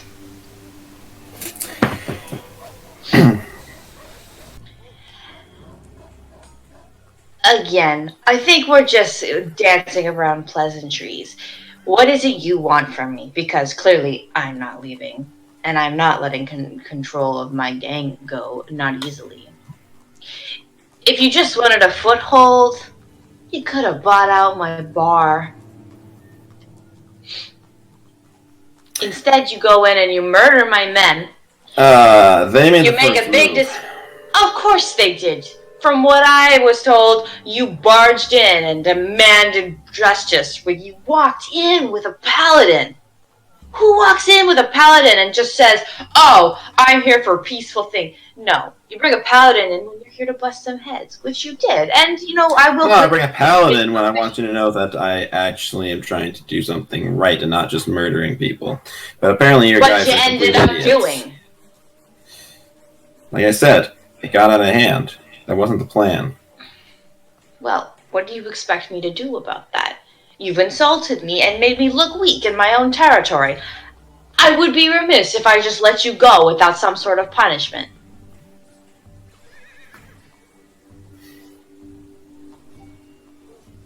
As I said, I thought I cornered the market on gloamling influences, but now I gotta deal with someone from back at home, and I really am not in the mood for that. Because if you're from back home, that means you're semi-competent. You've had to travel a fair amount. You're also a gloamling, which changes things.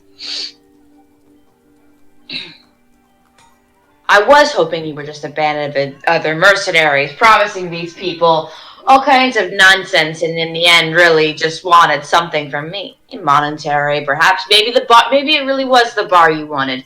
In which case, I could let you go, run it for a little while, and take it back eventually through my own means. Not that big of a deal. And he looks at Curiosity and Olaf. These men here also don't really look like they're just from nowhere. They seem competent as well. So there's clearly something you want from me. So why don't you just cut to it? Well, the thing is, I still think you're working with people that, my friend's dead, so I don't really know if I can ask you that. I did come here looking for something to salvage this whole thing, because I had an idea. But, our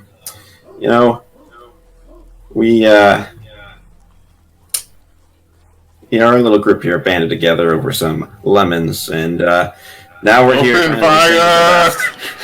I'm gonna wait for Gorm to shoot an arrow at his face, then I'm gonna stab him. This goes over. I'm done. I'm done with this. I might not trust Chris, but at least he actually is not a doofus. I don't like this guy. That's a pretty great segue, I must admit. Alright, everybody, roll for initiative.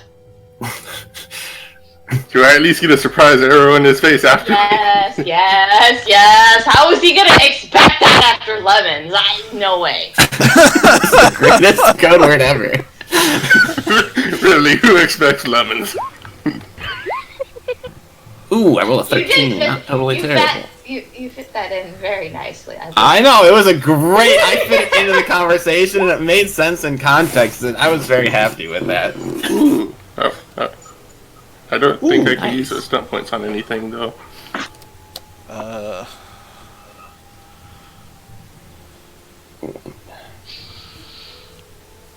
Yeah, I'd be suggesting Vinda goes ahead and portal clashes right on top of... and the two guards he's next to. Yeah, him and the two guards. But I'm not there, so I can't do much else. But I don't know if the guards are on his side or on Chris's side, so we might need to, just... Focus fire and destroy one dude? Focus fire on the boss man, who's probably going to be hard to kill, because he can also fly away, so... We'll see how this goes. Not if he doesn't have any feathers, because they're all burnt off. What did I do? Have a bomb arrow? I forgot, it's not a regular arrow, it's a bomb arrow. And it's a magical accuracy arrow that it's tied to. The first shot. I can't miss. Oh, I get like a +2 or something. I need to find out what the I need to find the stats for We're focusing our attacks on the stronger target? Well, I don't know the only if the guards, because Chris is the one who organized the meeting, so we're not sure if the guards are chosen by Chris or chosen by Boss Man. That's kind of a low roll.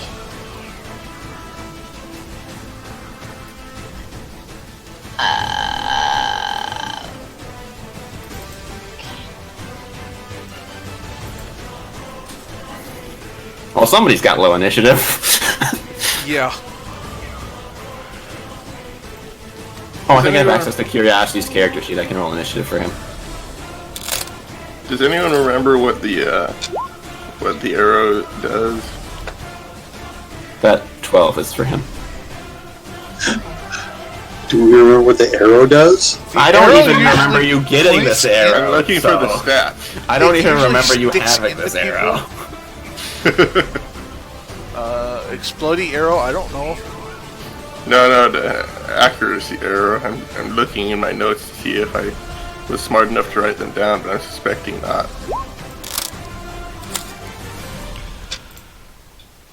Going to the turn order. I like how Chris was trying I to don't play really it understand off your like he's like, question. don't insult the boss man. Boss man's just doing the best he can, but also I planned this meeting so you could totally murder him.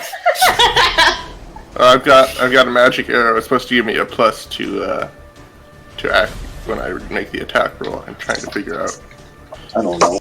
where the stats are. Not in my rule book. I thought I had written them down in the thing. So is everybody at this party happy I decided to kill him? Anybody think I made a mistake? Well, I'm about 14% certain what's even happening right now or why we're attacking this guy. I don't care. Like I said, it's been a rough week. I want some combat. I'm like 25 to 50% certain of what's going on, but Gorm doesn't care too much. He just likes to kill. But see, I brought people who like to kill people. It's not so much Linda, and likes to heal, kill. so we're good. It's just that Olaf is there, and thus, if there's going to be a fight, Gorm must be there to make sure he doesn't die. I chose the less wishy-washy people to come with me for a reason. well, he's technically committing crimes against the Empire, so, but oh well. Oh, that's true. Yeah, Ari would also, yeah. But he'd also try to, like, maybe kill everybody, so, we don't really want that. Oh no, the Rockbite soldiers are coming back. Do they have less ridiculous stats than last time? I'm the I didn't have time to fully prepare.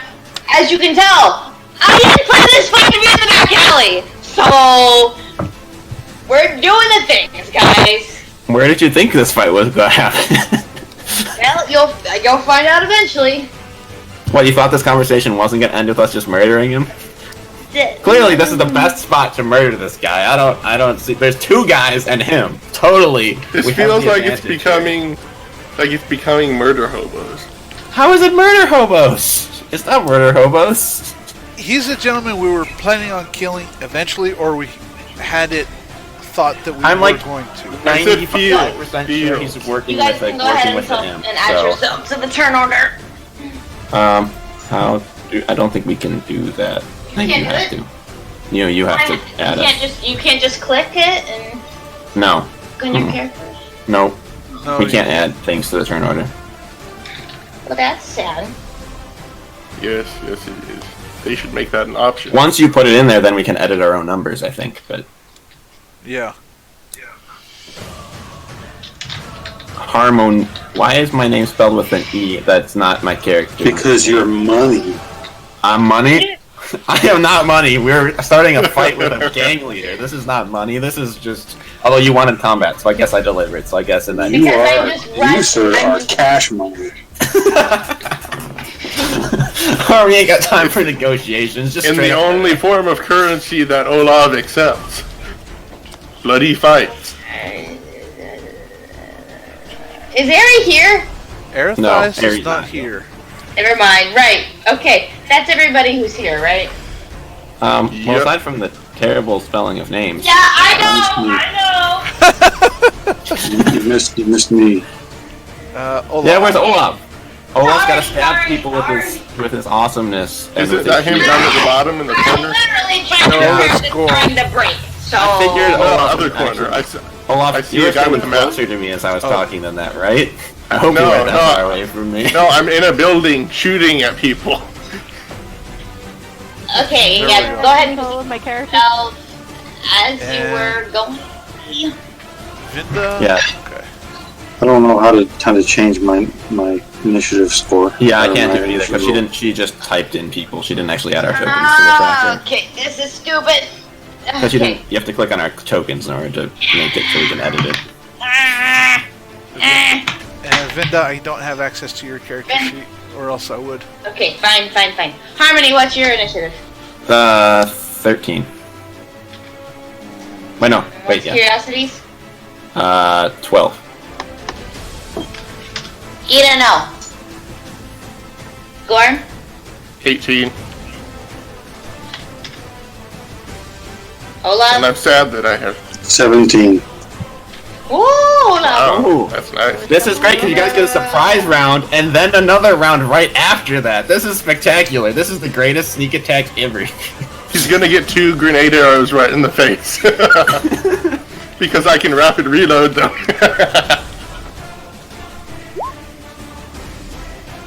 Well, we hope he gets them Wow, in the face and you don't Vinda's get them in the got back. 15. Nice. Guys, good work on the ambush of the boss guy. This is great. This is spectacular, just like we drew it up. To be fair, this is the first good initiative roll I've had since I got the initiative focus. Oh, that's true.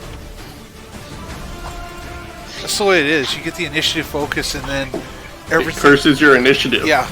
And Kyrath's gonna be bummed that he missed this fight. This could be great. Okay. He's got magic or something. Then it's gonna be Yeah, best. Gorm, you're up. Okay, so I have a question. Do you remember what the magic accuracy arrows do? Because I know they give a plus to the attack roll. I don't remember what. And I can't find it. I thought I wrote it down, but I can't. Arrow of accuracy. The character who fires an arrow of accuracy gains a +2 bonus to the attack roll. The arrow is good for only 1 attack. Well, Okay. hopefully you don't roll on that one. Well, nat ones. That would be I'm unfortunate. saving that so I remember. A +2 in Uh-huh. this system is worth a lot. Yeah. Also, Yeah, it is. so I'm pretty sure I was aiming. You know, I had a chance to aim for that. So can I add that on? Yeah. Yeah, that counts. Yeah, that's another +2. Um, Well, you get +2 for aiming, isn't? Yeah, double that's a check. rogue thing. Double check your dexterity Rogue as thing. well, because you may get pinpoint attack. Ooh, yes, pinpoint attack. My dexterity is 3. So it's kind of, Probably Who not. who are you aiming at? The boss. Your dexterity's 3. Mm-hmm. That will hit. well, Yes. go over his dex. Yeah, I'll go over. Okay. Okay. What does that do exactly? I forget. Yeah, Additional an extra D6. D6 to my damage. More damage. The Okay. greatest opening shot in his. Please hit. So the first shot, I'm gonna have a +4 on there.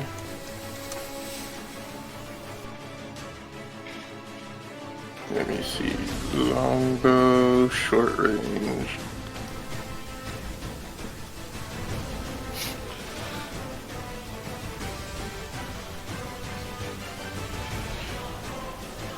And then you add another +2 to that from the accuracy arrow.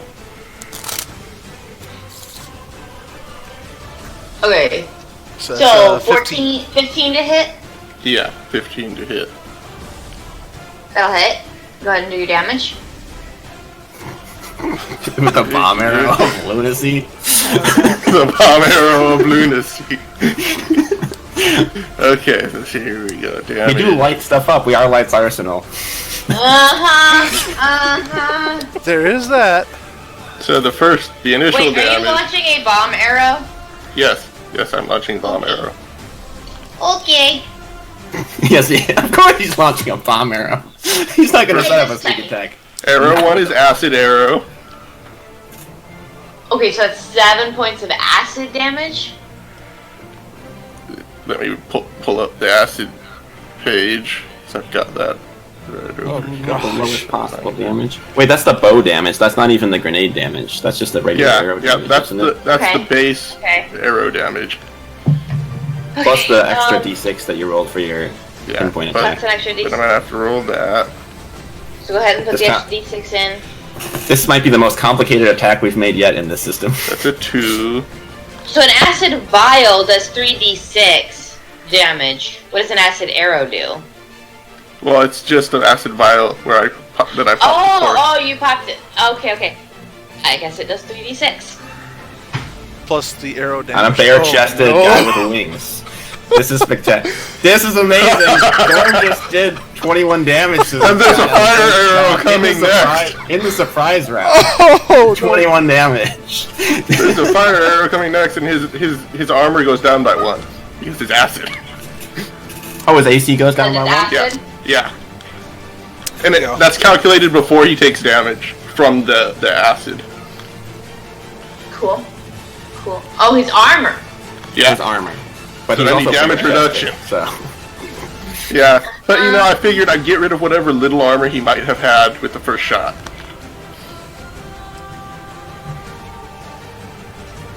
Yeah, he thought it was good with his guards.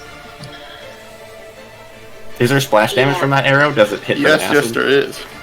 I'm looking. I need to find. It's like, what is this encounter? and John is like, can I just stab something? Can I hit something with the sword, please? I want to hit something. Please let me hit something. No, it's melted. Here we go. Let me see. I mean, John, you're next, so it's likely do we all get a surprise round attack on? Yeah, you all do to go at lemons. Oh, this you all do this to is, go at lemons. That's true. We did. This is awesome. This is. I may exclude Harmony though because you were. I was waiting. Yeah. Which means Vinda gets set. Start thinking but about. Everybody else was like ready for lemons. You're the trigger. You're the trigger. Yeah. Thing, So Vinda, get set. Figure out what you want to do, because you're coming up next after Gorm, right? or after Olaf. So what's the next thing we're doing, Gorm? Everyone within 2 yards of the explosion, friend and foe alike, take damage from an exploding grenade. 2 yards is 5 feet. His guards were within 5 feet, so they take how much damage? Whatever I rolled, 12 damage for acid damage, and they lose a point of armor. An armor point. That's the greatest opening shot for a sneak attack. That is awesome. That's why I picked acid. Oh, good night. Alright, so now it's Olaf's turn. Well, no, it's my turn again because I have an 18, so that's one higher than Olaf. No. Everybody except for me gets a sneak attack. Oh, everyone gets a sneak attack. Yeah, awesome. so it's Except you, me. Olaf. So it's way better. It's even better. I wouldn't recommend being within 5 feet of him. Okay! So, Olaf, at the sound of lemons, you hear your brother, you hear an arrow shoot off. Acid splashes. It lands right on the armor, the chest area of the Averil Angel dude. It did seem, however, that he did have some armor, even though it was just appeared to be bare-chested, and instead he was wearing armor underneath.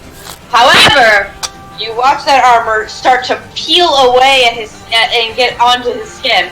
The rest of the arrows splash. It splashes into the other 2 guards, who are now covered in acid, and their armor is just cheap crap and not worth it. So you see them screaming as smoke is coming off and burning flesh is filling the air.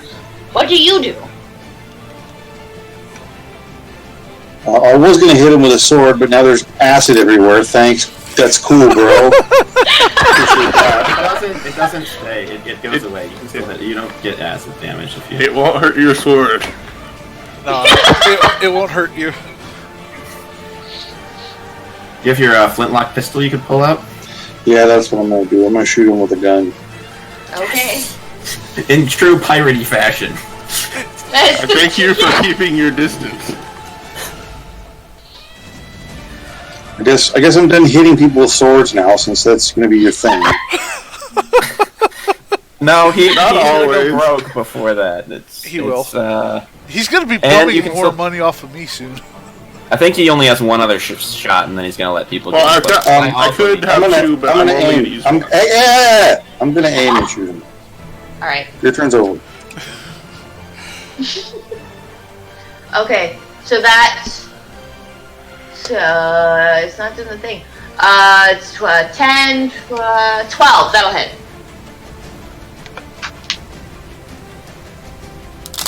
No, I get a +2 for aiming, not a +1. It still hits. Well, he said it still hits. Okay. All right. That's my damage. Oh, that's pretty good. Damage.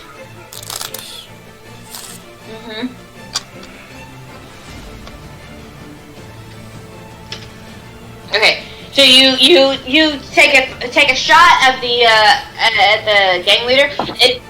It hits some of the armor that's still remaining, So it doesn't do quite as much damage as you were hoping, but it does do. You see, it does bleed. In addition to burning with acid. Linda, you're up.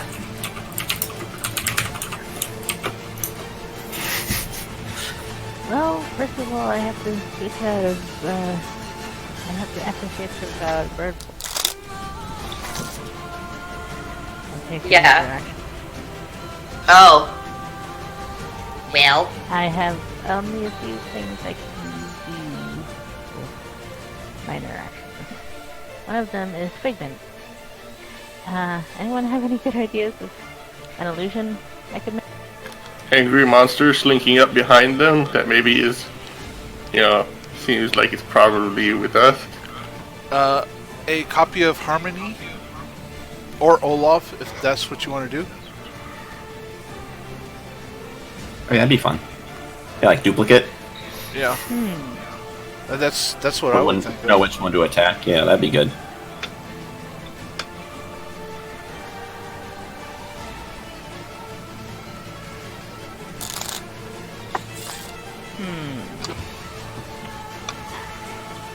What? For some reason my brain is stuck on a Jot. Monster. I'd probably a bit.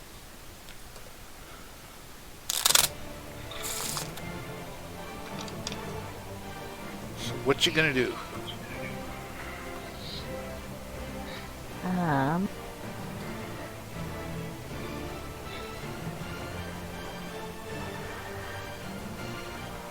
Who did you say is it taking illusion I was taking up behind? I would suggest Harmony, but Olaf is a good choice as well. Or someone who isn't here. Yeah. So that they don't think it's an illusion. Yeah, you could scare the tarnations out of somebody with an assassin or... Harry. Yeah, even myself. Yeah, okay, just a generic assassin looking person. A cloaked figure in shadow. Yeah, cloaked figure in shadow. That's it.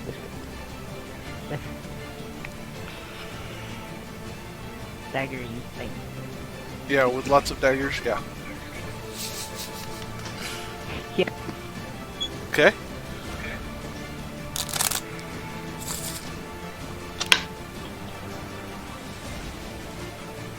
So yeah, that. Okay. Can someone roll?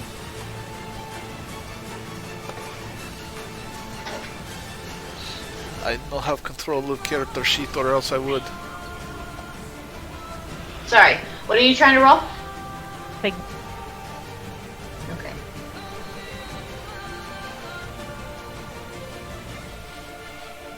My bonus is 3. The difficulty is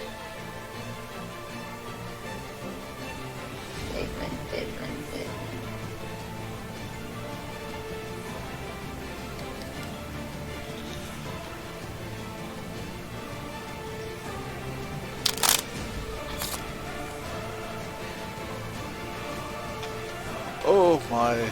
Oh yeah, you did it. You've got Okay. 5 stunt points too. Yeah, you what can I conjure do? the illusion. I forget what I can do with this one. One, you can reduce the cost.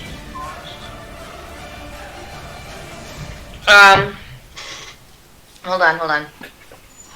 Spell sense. Powerful casting. You can increase the spell power of your spell. Skillful casting, reduce the magic cost. Mighty spell, the spell does damage. No.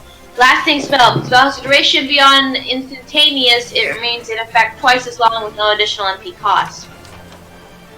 Magic shield. You use the residual magic of the spell casting to set up a temporary protective shield. You get a +2 bonus defense until the beginning of your next turn. You can do that. That's not really that much help. I'm up in the side anyway. Fast casting. How many stunt points did you get? 5. She can go up to imposing. Ooh. Fast casting. After you resolve this spell, you can immediately cast another spell. The second spell must have a casting time of a major action or a minor. Oh, you can cast another spell. Ooh. You get a major or a minor. Good. That sounds good.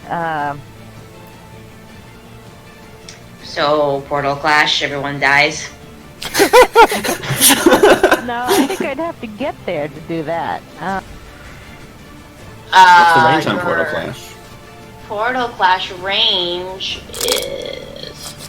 It's centered on me, so I have to get there. Shoot, never mind. Darn. I could possibly do... Well, hold on. Ooh, downdraft. I want to do downdraft on them. Not... Okay. Downdraft? That'll keep them from flying away.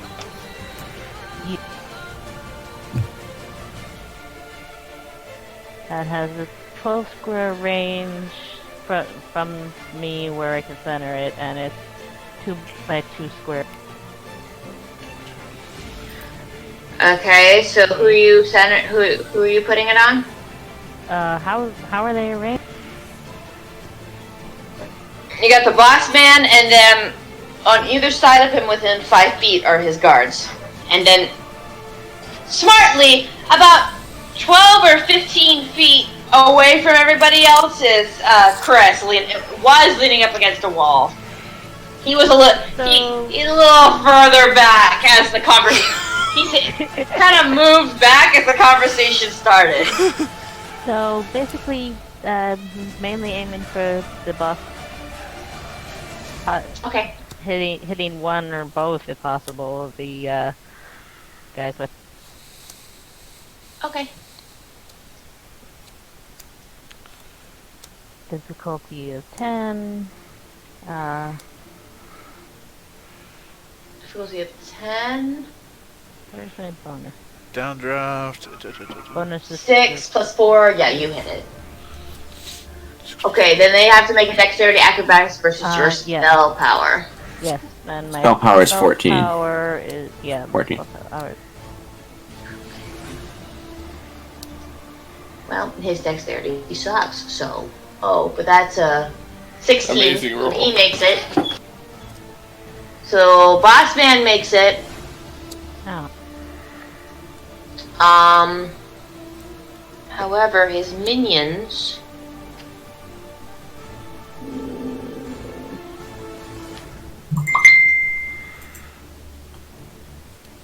I'm awake.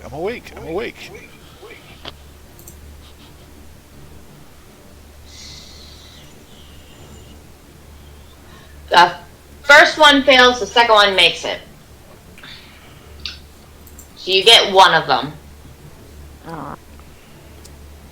What does it do on a fail? Knocks him down.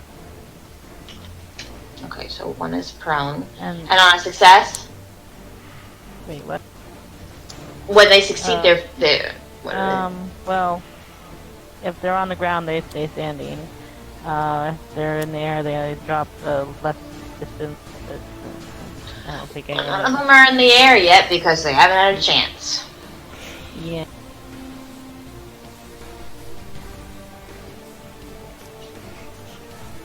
Okay. Any damage? No. Probably should have done one damaging thing. That helped. Okay. Okay. So then Harmony. Okay, so then with that, those two spells cost 5 magic points total. Unless I manage to reduce it with any spare points. You have 1 spare point. What can I do with one? You could reduce this magic cost by 1. Okay. Alright, Curiosity gets a free turn. What's he doing? What do you do, everybody? I don't know. Water wave. You want to do? No. You think you should do wave? Well, doesn't prone make it harder to hit ranged? I forget what prone does in the system. I know it's good at melee, but it's bad ranged, right? Yeah, I'm pretty sure. Yeah. I don't know what he would do. This one I don't know. Is there any water within? Is there any source of any small source of water next to the boss man? Like, is he carrying a water skin? You're in a dock. No, but I'm looking for. I want to do water burst. It's like any. Like, is there like water near? Like, is it like or like underneath? Well, I guess that's all floating, so we could do it like right underneath the floor where he's standing. Yeah, you're in a dock. The floor is wet. The ground is wet. Okay, so he's gonna cast water burst then, because this looks fun.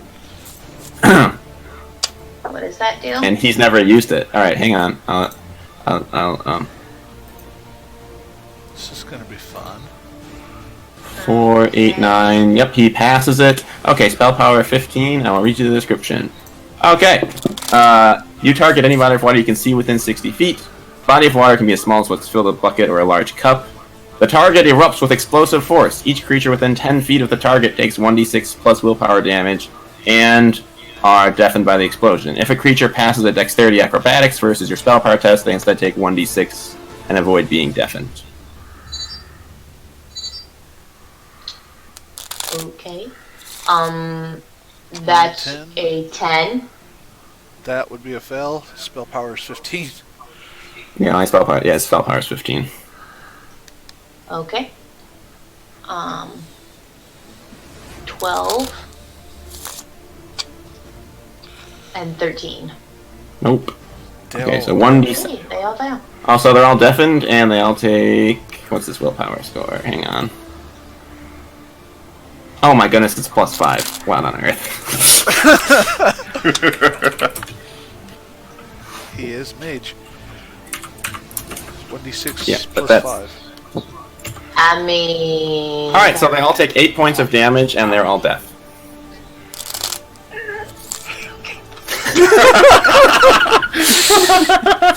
So boss is sitting on like 5 hit points, isn't he? No, he's still good. You won't be for much longer. 2 guys are dead. However... So... Wow, that was Yeah. fast. So... Boom, boom, boom! Shots are fired. Arrows have exploded. Wind has pushed people down. And finally, curiosity out of nowhere literally makes the water below them explode. And it's unfortunately enough for the guards next to him to just... They die a really horrible death as they're shoved... As one is shoved to the ground. And, like, as he's shoved to the ground, the water bursts his eardrums and he bleeds out his brains. The other one manages to stay standing, and his legs, what's left of his legs after the acid, almost vibrate. I don't even know how you explode water, but it looks like vibration. It bubbles up through his body. He collapses. Well, basically, be like explosive evaporation. So I don't want the scientific explanation. I'm describing a battle. Boss man, he takes a battering, but he manages as the water explodes near him. He manages to kind of diffuse a little bit of it with his wings, and he claps them together and pushes it back, kind of meets 2 concussive forces, and manages to stay up. But he looks very, very dazed and confused. He's kind of clutching at his ears and going for his sword at this moment. And we are now at the back of the top of the round. So Gorf! Fireball! Fireball! Oh no! Oh boy. This is also an accuracy arrow. Oh gosh! And It's fine. Everything's fine. It's all fine. How are you?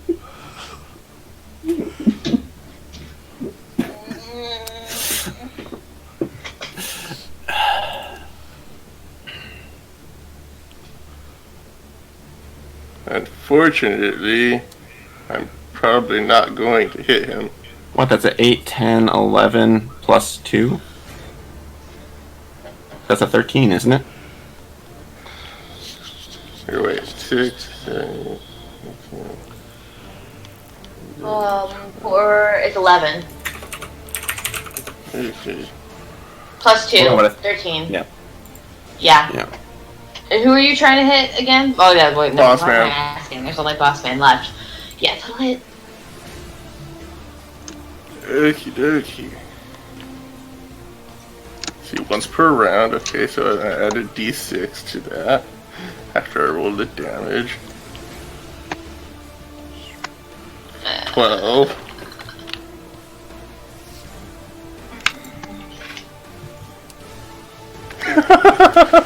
Oh, Okay, now for the Free fireball. explosive damage. You literally rolled max damage on that arrow without the fireball. okay. Oh my goodness. And then the This is the fireball. greatest sneak attack ever, guys. Well done, everybody. 14 14 fire more damage.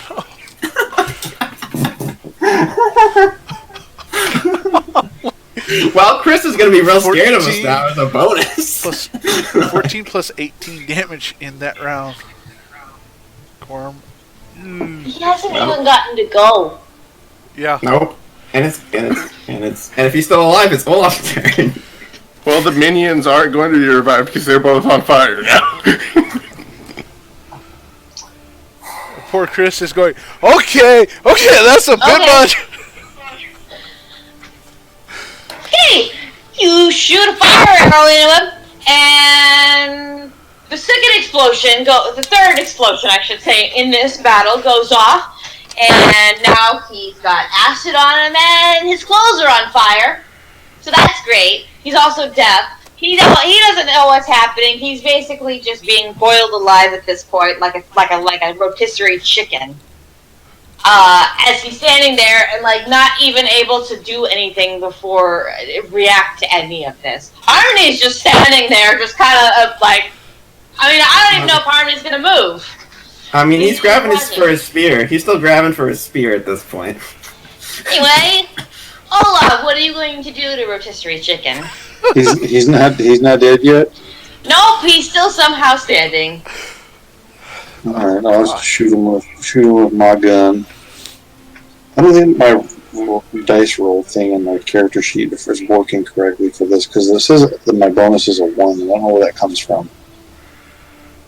I'm supposed to have a minus to that because my accuracy is -1. So we have a +2 for. Yeah, if you have a +2 to aim and a -1 to accuracy, it would make sense. But there's no. What I'm saying is there's nothing in my character sheet that says aim. That's not in there. There's a toggle button for aiming. Yeah, when you roll, it asks if you want a public roll, and then after that, it asks if you want to aim with this roll. And if you hit yes on the second one, then it. You guys are seeing things on your things that There's some I'm options on the character sheet you can toggle on and off for that. So yeah, I don't have that on either. Where?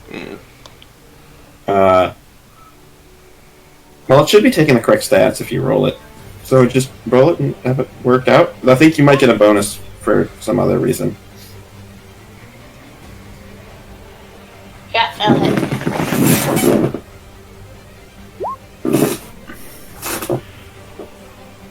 Four more damage. Okay. You fire the pistol into his shoulder. Smoke billows out, mixing in with the other smoke that's also coming from his on fire clothes. Linda. Oh, I forgot to say that's a different. I put the first pistol away and I pulled out a second pistol and shot him with that. You're just like, yeah. That really went crazy. He's still standing, so do something really cool. Cow, this is way overkill for this. I ain't going to a fight alone. I'm not dueling this guy. I built a whole map where I thought we were gonna fight this dude, and we're not even gonna use it. So, there's that. Well, when I see an opportunity in an alley with 2 guards, I'm gonna take it. When I think we're gonna have to kill him anyway. I know, Zeri. I know. I did the same. I've got a map I haven't used yet. I'm gonna see if I can't finagle it in eventually. What are you doing? Eagle? Well, minor action to manipulate my illusion to make the assassin dart around or Just make the assassin dart around and do what? distract, I guess. Okay, so the illusion distracts the dude on What fire. is going on anymore? Okay, so you're moving your illusion? Yeah, that should be a minor. Okay. Where are you moving him? Just like around him, or what are you trying to accomplish with this? Trying to feint and distract. Okay. I will have you roll a deception. Okay. I'll add your. Let's see. Deception is a communication test. Right. And I'm gonna add your intelligence modifier to it. Okay, so a total of 4 bonus? Yeah, so a 9 plus 4, 13. Yep.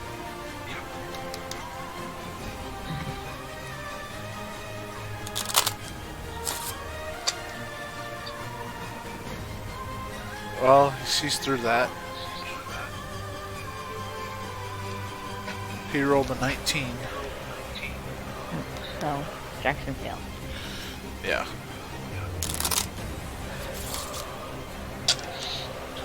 So do something very, very impressive. Let's see. What is the... How does holding an action work in this again? You can interrupt at any point in somebody else's action to use the action. So you can hold it, and then you can literally interrupt during someone else's turn to use an action. It literally works better than D&D. Yeah. Yeah, it's amazing. Holding an action in the system is awesome. If he tries to take off, fly away, I'm gonna use downdraft on him. Oh, you don't even need to specify a condition in order to use it. You can literally just store it, because the system's so great. Just hold an action, but that's what I'm planning to do. Okay, fine. Harmony, what you got? Right, spear time. Yeah. Will this be the nail in the coffin, or will there be actually a turn for Chris? Use a charge action so you get bonus to that too. I mean, it doesn't help that my boss rolled the lowest initiative. Yeah. I rolled an 8. Oh, I rolled low on my damage. That's unfortunate. Yeah. But that's an 18 to hit. Ouch. That is an 18. I am really lethal. Yep, so that's a 9 damage. That's piercing damage, too. Okay. You stab at him with your oh, it's piercing, so it goes through his armor? Yeah. Never mind. That does more damage than I thought. At least I think it is. Let me double check. Yeah, you're right. You're right. Yep, you're right. Okay, so you literally pierce him. You just take your spear and it goes through his body. He's now on fire, burning with acid, and pierced through with a spear. He's got a hole in his chest as you push his spear in and pull it out. Still standing, but just barely. Oh gosh. Well, it would be a gang member's turn, however they're dead. So it's Curiosity's turn. Well, he's,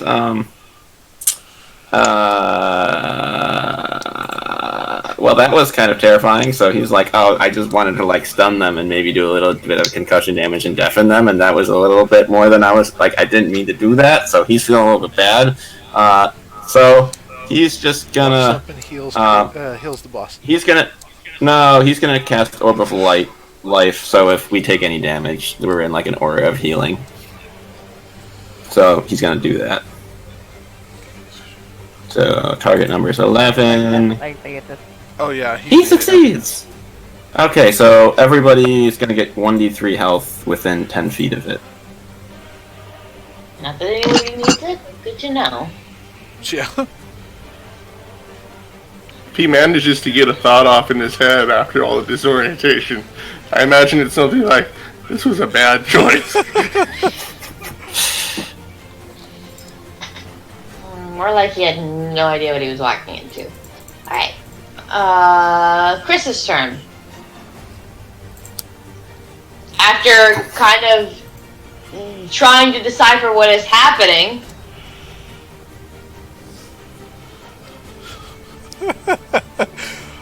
Lots of bad things.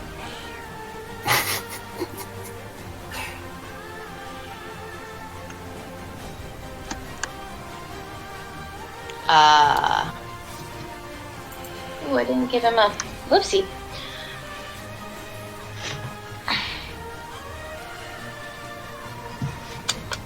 Just gonna see.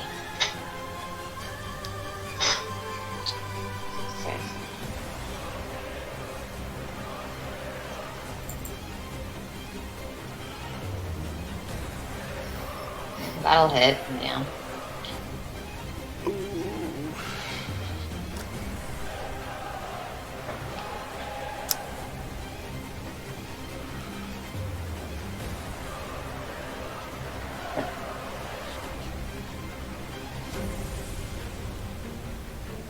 Ooh.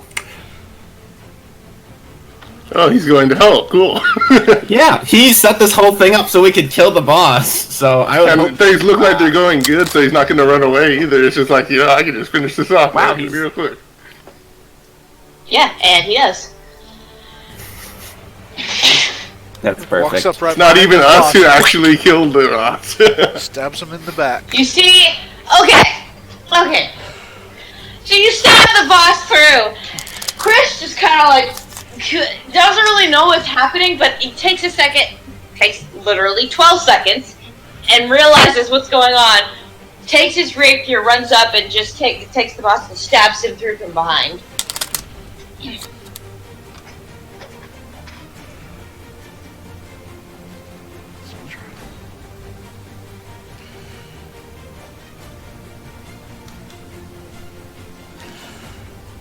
Well,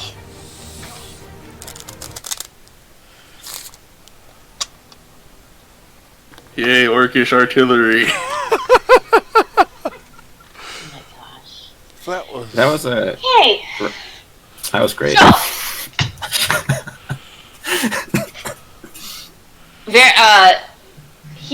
after he stabs him, you see a look of shock and surprise on Boss's face, and he looks and he tries to look back to see who it is, but before he can see Chris's face, he falls limp. Chris kicks him off of his blade. He takes a cloth out of his pocket and he swipes the blood off his rapier. Before you can say anything to him, though, you hear the clattering of feet behind you. You hear what sounds like running, and Chris quickly turns around and he puts a hand up. You see what looks to be about a dozen gang members coming down the alleyway. Probably the backup that never arrived in time. Because bonus rounds are stupid.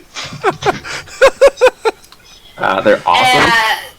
And literally all they needed was one round to get here. One round. Anyway, they start coming around the corner. Chris puts his hands up and he says, "Alright, stop! It's over!" And the gang members kind of look confused and they look at you, Harmony and the others, and they see their boss man, and again they start coming up to attack. And Chris says, "No! He's dead. You all know he's been giving us a rotten deal for a while. Who's here gonna mourn him? Who's here's gonna go for revenge? You? Bob! He took your last coin." They kind of look confused, but they lower their weapons for a minute. Chris turns around. He takes his hat off, does a little bow. "Well, this isn't exactly what I had in mind, but I do appreciate your efficiency. So, the boss is dead. We are at your service. Great. Maybe we should meet tomorrow so to talk about details. This isn't exactly how I thought today was going to go, but I didn't get a good vibe from him, and it seemed like a good time to act. So, I did try to warn you about his current state. Right, that doesn't mean I trust you either, but I trust you more than I trusted him. Slightly. For now. Hopefully, we'll learn to trust each other more. Right now, we're working on getting the bar set up. Give us some time on that, but we've got somebody running that for now, so hopefully we can work out some other details from some other things we got going on. Look forward to a working relationship with you. Yeah, reach out his hand. He takes your hand and kind of gives you a little wink, thinking back to the comment his boss made before, and he tips his hat to you. And before he lets go, he pulls you in slightly to whisper. And he says, I would still say something to them. They've heard the rumors of what you've promised them. And I gotta convince them that murdering the boss is the right move. Maybe help me out?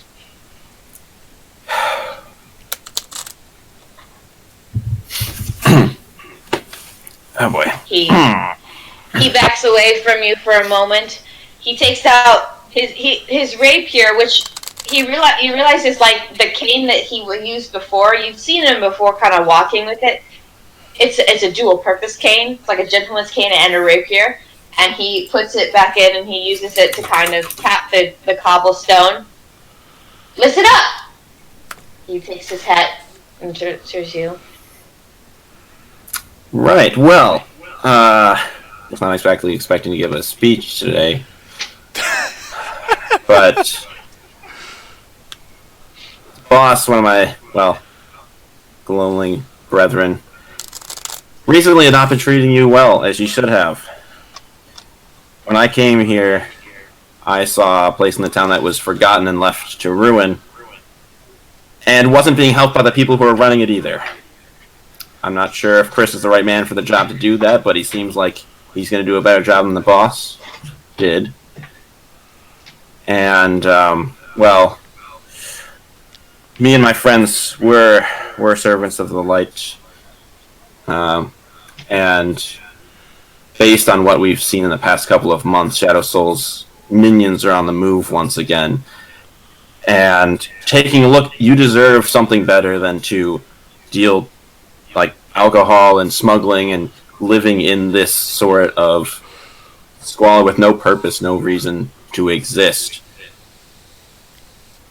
We have contacts with the Empress. I'm going to see if we can get some more funding for things, but looking for a purpose, lifting your spirits out, looking for something that's greater than yourself. There's something that the boss didn't understand. I hope Chris understands that. I understand that. My friends, we understand that. We're all fighting for a better place, a better tomorrow, to prevent Shadow Soul from coming back. Because while we might be far removed from what that looks like, I know that none of you really want to experience that either. His minions have been opening portals places. We need to figure out what's going on. Hopefully, in the next couple of days, we'll work with Chris to figure out what our next moves are going to be. We're not going to change everything that you've been doing, but I'm suggesting taking a look out for everybody in the town, in this place, because nobody else is going to. You got to make yourselves better. Make yourselves stand for something better than just trying to scrape by.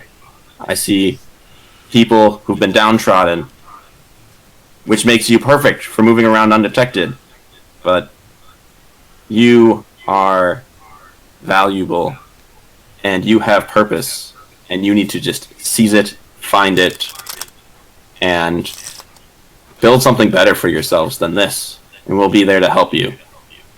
But, again, Chris still running things, hopefully. That works out. Not sure.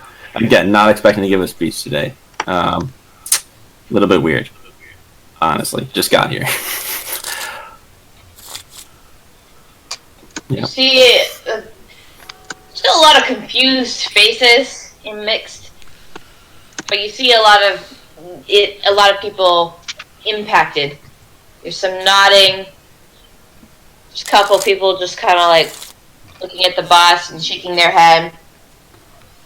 And they all, at the end of your speech, kind of look to Chris for direction, who has his arms crossed on his cane. He's holding his gentleman's hat. He gives a nod to you, whispers under his breath, "Not exactly what I was thinking. That's a little bit more world-saving than I was hoping you'd put on our shoulders, but thanks." He turns back, and then without skipping a beat, he turns back with full confidence to the rest of them. He's like, "Well, you heard the man. Now turn around and go home. We've got some celebrating to do. There's a new change in the hierarchy." He taps his cane once again. Putting his hat on, he tips it to you, puts it back on his head, and walks pretty cheerfully with the rest of the gang back down the alley where they came.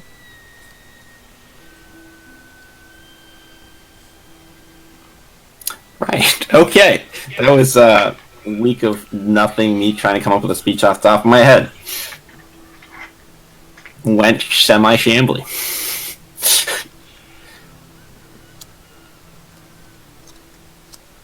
You guys are left now in the alleyway with a dead Gloamling and 2 dead gang members. Well, With empty pockets.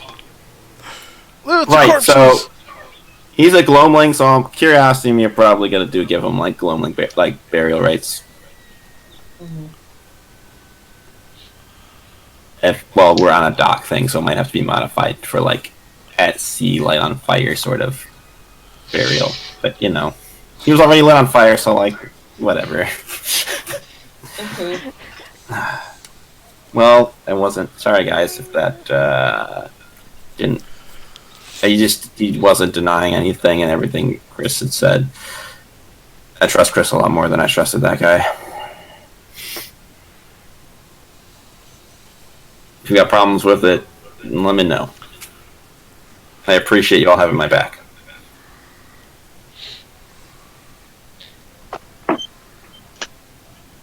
Out of character, I have no expectation of regaining those used arrows. No, those arrows are gone. Yep. That and pretty much most of what all those 3 people were wearing, all gone. How much of their clothing is left after that? How much Not of the much. dock is left? The alley is surprisingly okay. The explosion was kind of contained in one area, so there's where they were standing is the tile, the stone is broken. It's literally a crater because of the acid. Small, it's pothole-sized craters in You the mean road. holes now. in the dock where you can see the water underneath? Well, the building? you're on a stone alleyway right next to the dock. So like if you go, see like it looks kind of like this minus the electrical light, but Gotcha. like if you go past where those buildings are to your right, that's where the dock starts. Just slightly past that.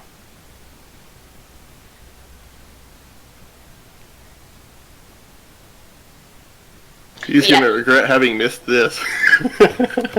Yeah, he's gonna regret how I used his powers, so I was gonna regret. As you and Curiosity are going through his body, however, you do note a distinct lack of tribe color. You know that even as every tribe, even Black Crow, in somewhere they carry something, whether it be tattoos or a band. You know, both of you have your tribe colors on you. There's no tribe color whatsoever. Yeah, I figured he didn't care.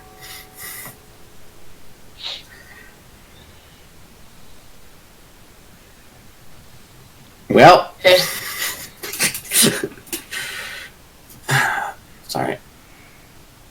Continue. You were saying something else. Go ahead and make a perception check. Oh, I'm good at those.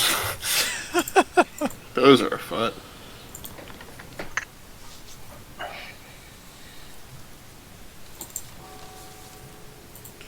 17. You do notice while he's lacking the colors, there is a tattoo on his left arm that is clearly the Black Crow insignia, or the Black Crow tribe insignia, but it seems to have been burned away. Like someone took a hot iron to it and burned it. And you, being Gloamling and an Avriel, you know that such a thing, only like for tribes that use tattoos, especially as their insignia, such thing only happens in very rare cases, normally exiled.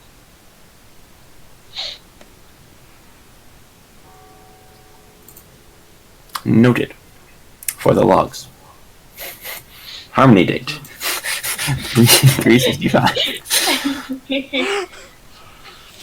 I guess we head back while we perform funeral rites for the guys and head back. Anybody else doing anything? Do we rifle through their pockets for gold? You can. Yeah, sure, might as well. John. Olaf gets the treasure. John, go ahead. Olaf, go ahead and make a perception check.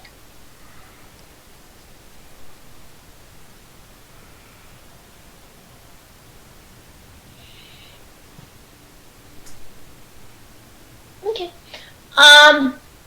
Unfortunately, most of their stuff has been burned and melted away.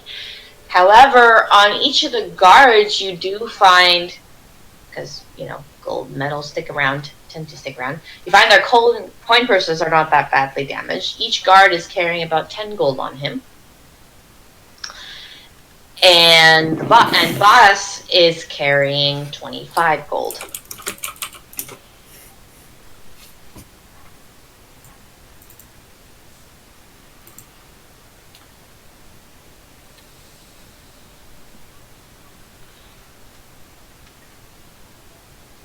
Well, that's 9 gold apiece.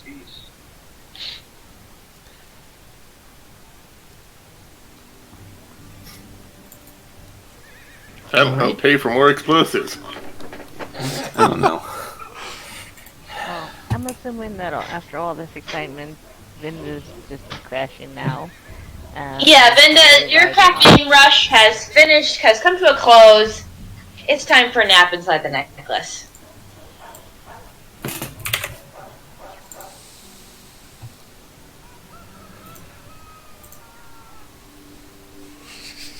Oh my goodness, curiosity is poor.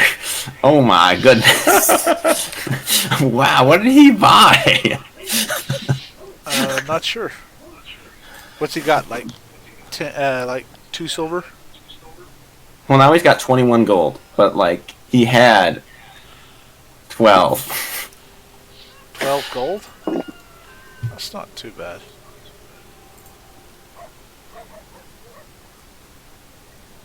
Anyway, yeah, I don't really know what to do after that fight. That's not exact, I wasn't sure how that was good.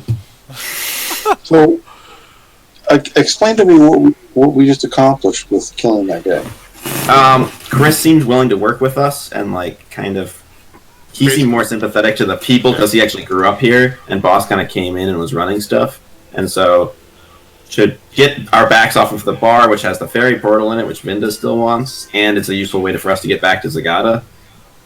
Chris is much more willing to work with us and stop doing all the poisony, crazy stuff that the boss was doing. Seemingly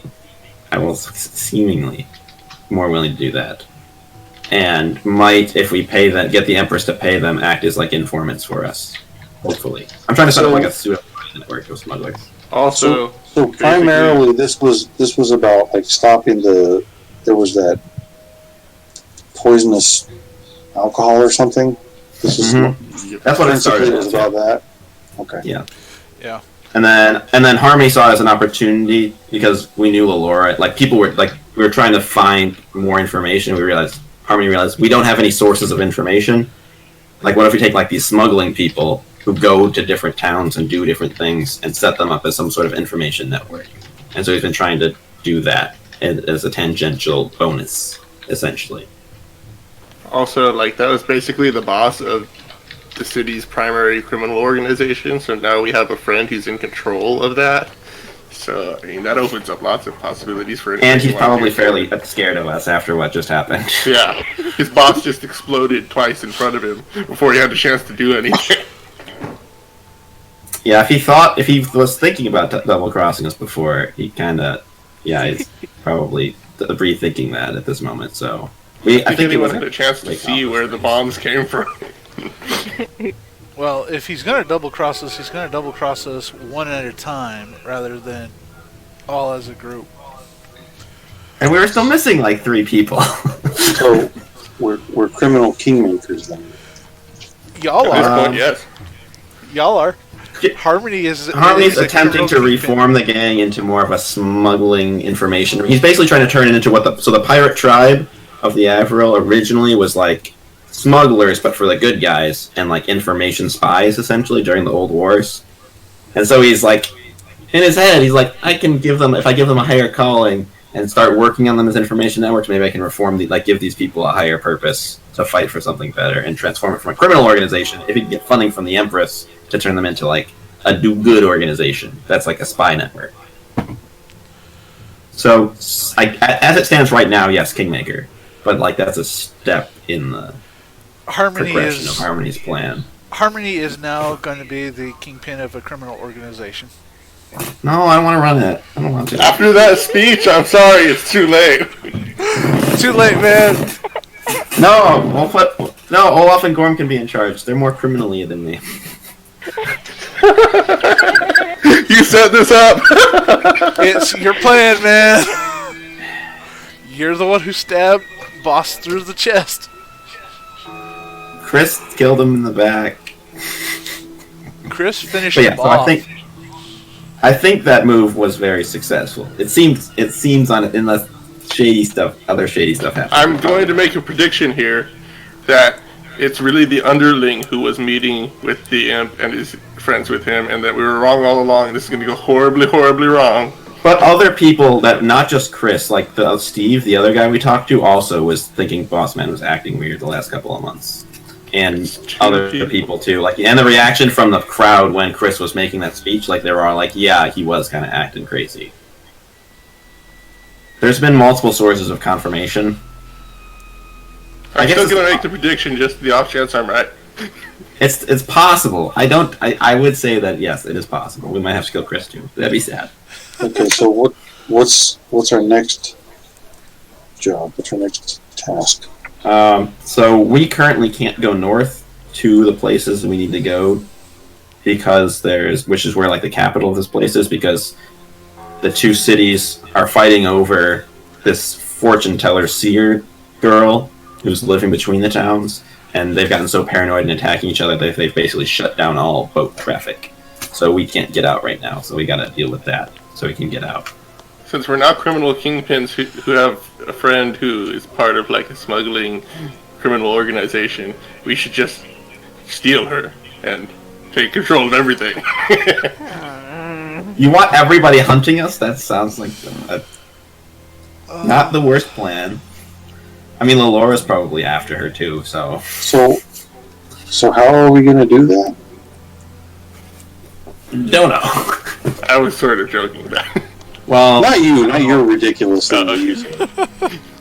We were trying to get more information from the ambassador and the duke, the fancy people that actually have access to the seer, and the ambassador guy from Zagata was trying to get a meeting with the duke so we could propose a transport ring system to Zagata, but also we want more information on the seer to help resolve the duke's problem. So hopefully the duke has more information for us for that. So we gotta meet with the duke to find out what we really...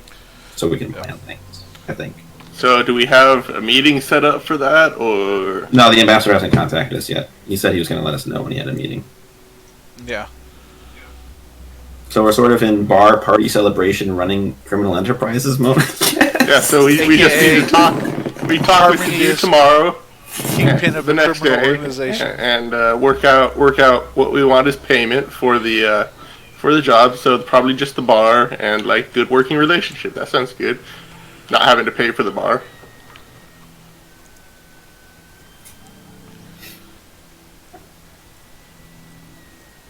Alright, are you guys returning back to the bar? Yeah, I guess. Yeah, we're going back to the bar. It is midnight, so you guys return back to, a quieted down, sleeping town. And we're not quite, maybe not as quiet as you left it. There's definitely some stirring around as loud noises were walked down. There are definitely people and lights on and people running around in bedrooms, and as you walk down stealthily down the streets, there's definitely people outside with lanterns, and you catch a couple of neighbors talking like, "Hey, did you hear that explosion?" "Yeah, I hear it, but I don't know. I don't know where it came from." Like there's voices, murmurings, but no one stops you or approaches you. You guys return to the rest of your party and inform them about what happened, and eventually you guys get to find rest in the night. As the next morning comes, you guys settle into what is now your morning routine of apparently Gorm and Daphne making breakfast that consists of booze and eggs and other weird things.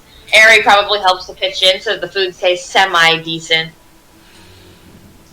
Novi comes in eventually to continue with working on things. She and Harmony work for a while. She sort of explains what she's planning on doing with the different areas. At about 11 o'clock in the morning, a missive comes to you. This time not delivered by a young child, but an armed guard. Like a seashine guard. Mm-hmm. But slightly more fancier than that. Not really a seashine guard, but more in line. Oh, the guards from up in this fancy place. Mm-hmm. And just to speed things along, we'll say that Curiosity was the one who answered the door because, he's the one who's going to end up reading it anyway. Curiosity, you see him opens an envelope and he reads through a couple of things, and then he looks at you, Harmony. "Oh, guess what? The ambassador came through. We're going to meet the Duke today."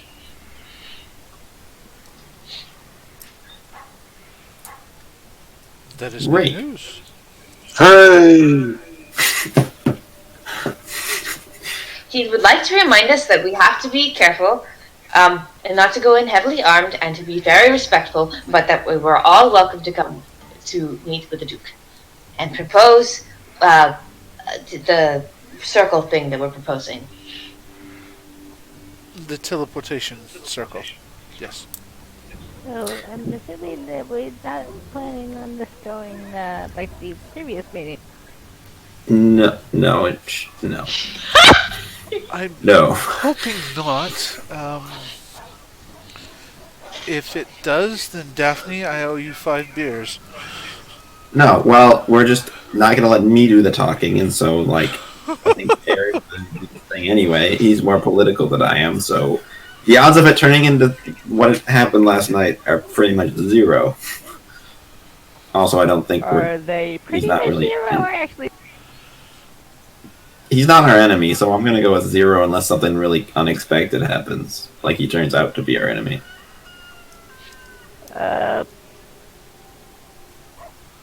Suddenly shapeshifts into a giant demon.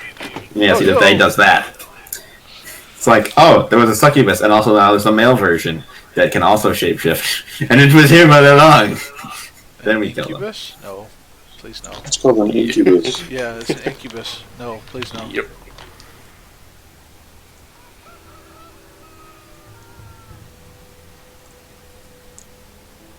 as this goes on, Novi speaks up. Well, are you all going? I feel like after you just, killed the boss, maybe leaving this tavern unguarded is not the best idea? I mean, I think we could hire... Okay, well, that's something. I could probably get a couple of guards from Zagata to come help me. Come watch over. But they're gonna charge by the hour.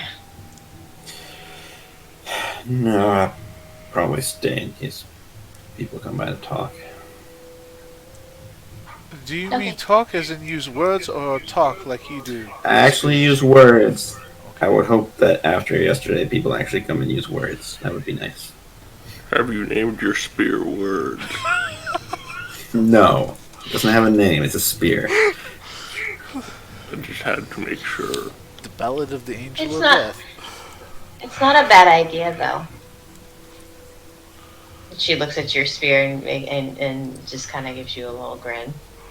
I'm not naming my spear. Suit yourself. I know somebody who can engrave your weapon if you wanted it to be. This was made by the Dragonborn. I don't really want to mess with it. It's good the way it is. You'll have to tell me about that. Yeah. Anybody else staying with me?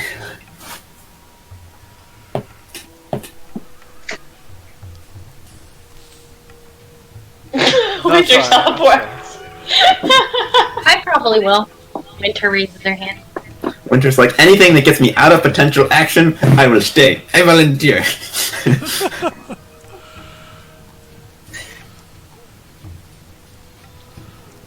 Are you sure? Novi speaks. Are you sure, Winter, you wouldn't rather go? I mean, from what I understand, you haven't adventured much, have you?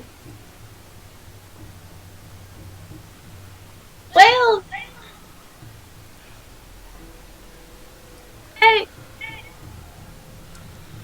Yeah. I mean, especially for someone young, the opportunity to meet a duke or someone of high rank doesn't come very often. I wouldn't pass it up lightly. Of course, if you want, I can introduce you. Not that I know him by first name or anything, but...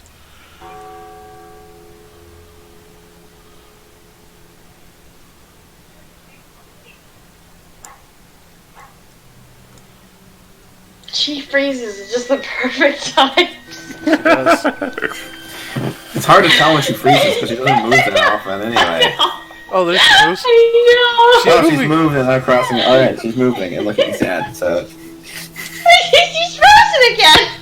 Oh no!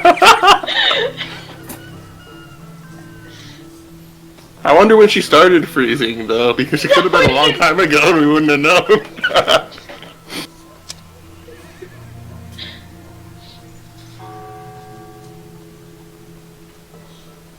She literally breathed and then froze.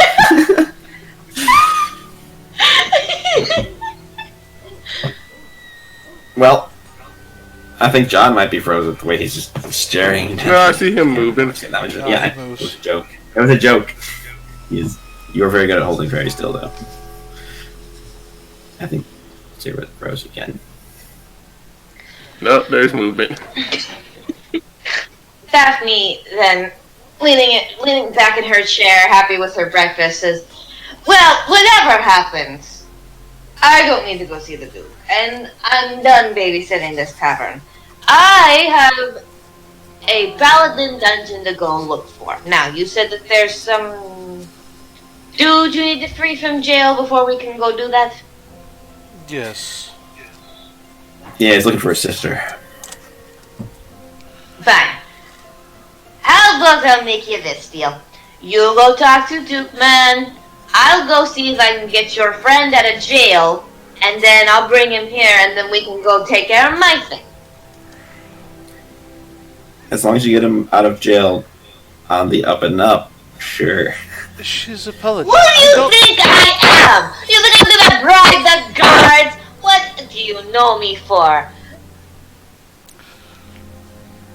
Smashing people with hammers is what we know you for so far. I only smash the people that deserve it. I want to I go was about explore a drinking dungeon. the ale. You wanna come help me bust out some guy? I'm planning on basically telling him he's like super important to our endeavors. Yeah, I think he was just in jail because he mouthed off at some guy, so it shouldn't be too hard to get him out. I mean, honestly, he sounds like I should just recruit him to be a paladin. I mouth off to people all the time, but it's illegal for them to arrest me, so. Based on how much you wanted to kill people last time we met, not exactly paladin material. He was willing. So a dark paladin. Well, Send to him be into the front line fair, of battle. to be fair, the person he was willing to kill was a slaver. So That is true. Yeah, there is that. He's almost as impetuous as you, Daphne. Great, wonderful. Look forward to meeting him. He's not an elf, is he? would I know Right. what he is? He's Orsinium. Had to be an elf. Well, fine. Maybe I'll get him off, but not too easy. Anyway, I'm off to go fight an elf for who knows what, for some reason that I don't know, just so we can go do the thing that I need to get done. Anyone can come with me, no one can come with me. I don't care, I'm This leaving. sounds entertaining. I want to go with the Fine! Duke guy. If you so Barry can desire. come. I mean, Right, so- unless you need me over there at the Duke. I don't think so. I think they should be good. Should Just be good. be- We'll see what Just be happens. careful leaving the floating districts, in case some people are mad about last night. No, I wasn't planning on being careful, but the rest of you should. Always. Daphne straps her hammer on. She takes the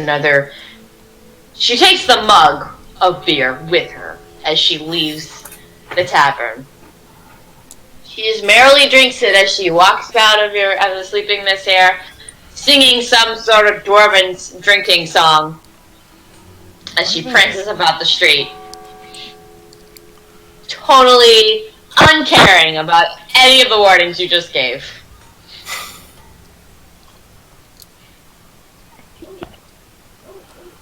And Vinda, out of curiosity, zoop, zoop, zoop, follows behind. It was Olaf going with you.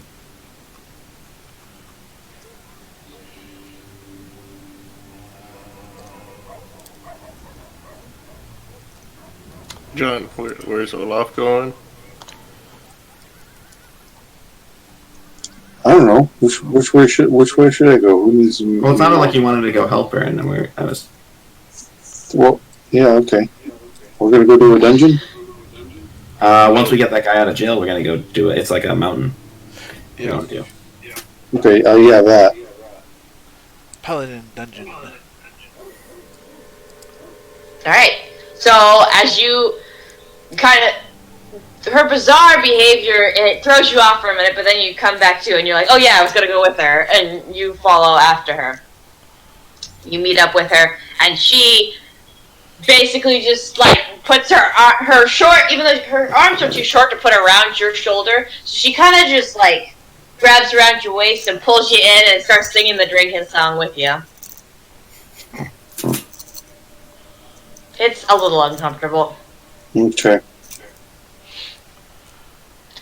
As for the rest of you, I believe Gorm and Harmony are staying at the tavern with Novi, and which means our ambassadorial party is probably going to consist of, I'm just going to throw Curiosity in there anyway, because he probably wants to go. He's clearly going. I'm making Yeah. him go, even if he doesn't want to.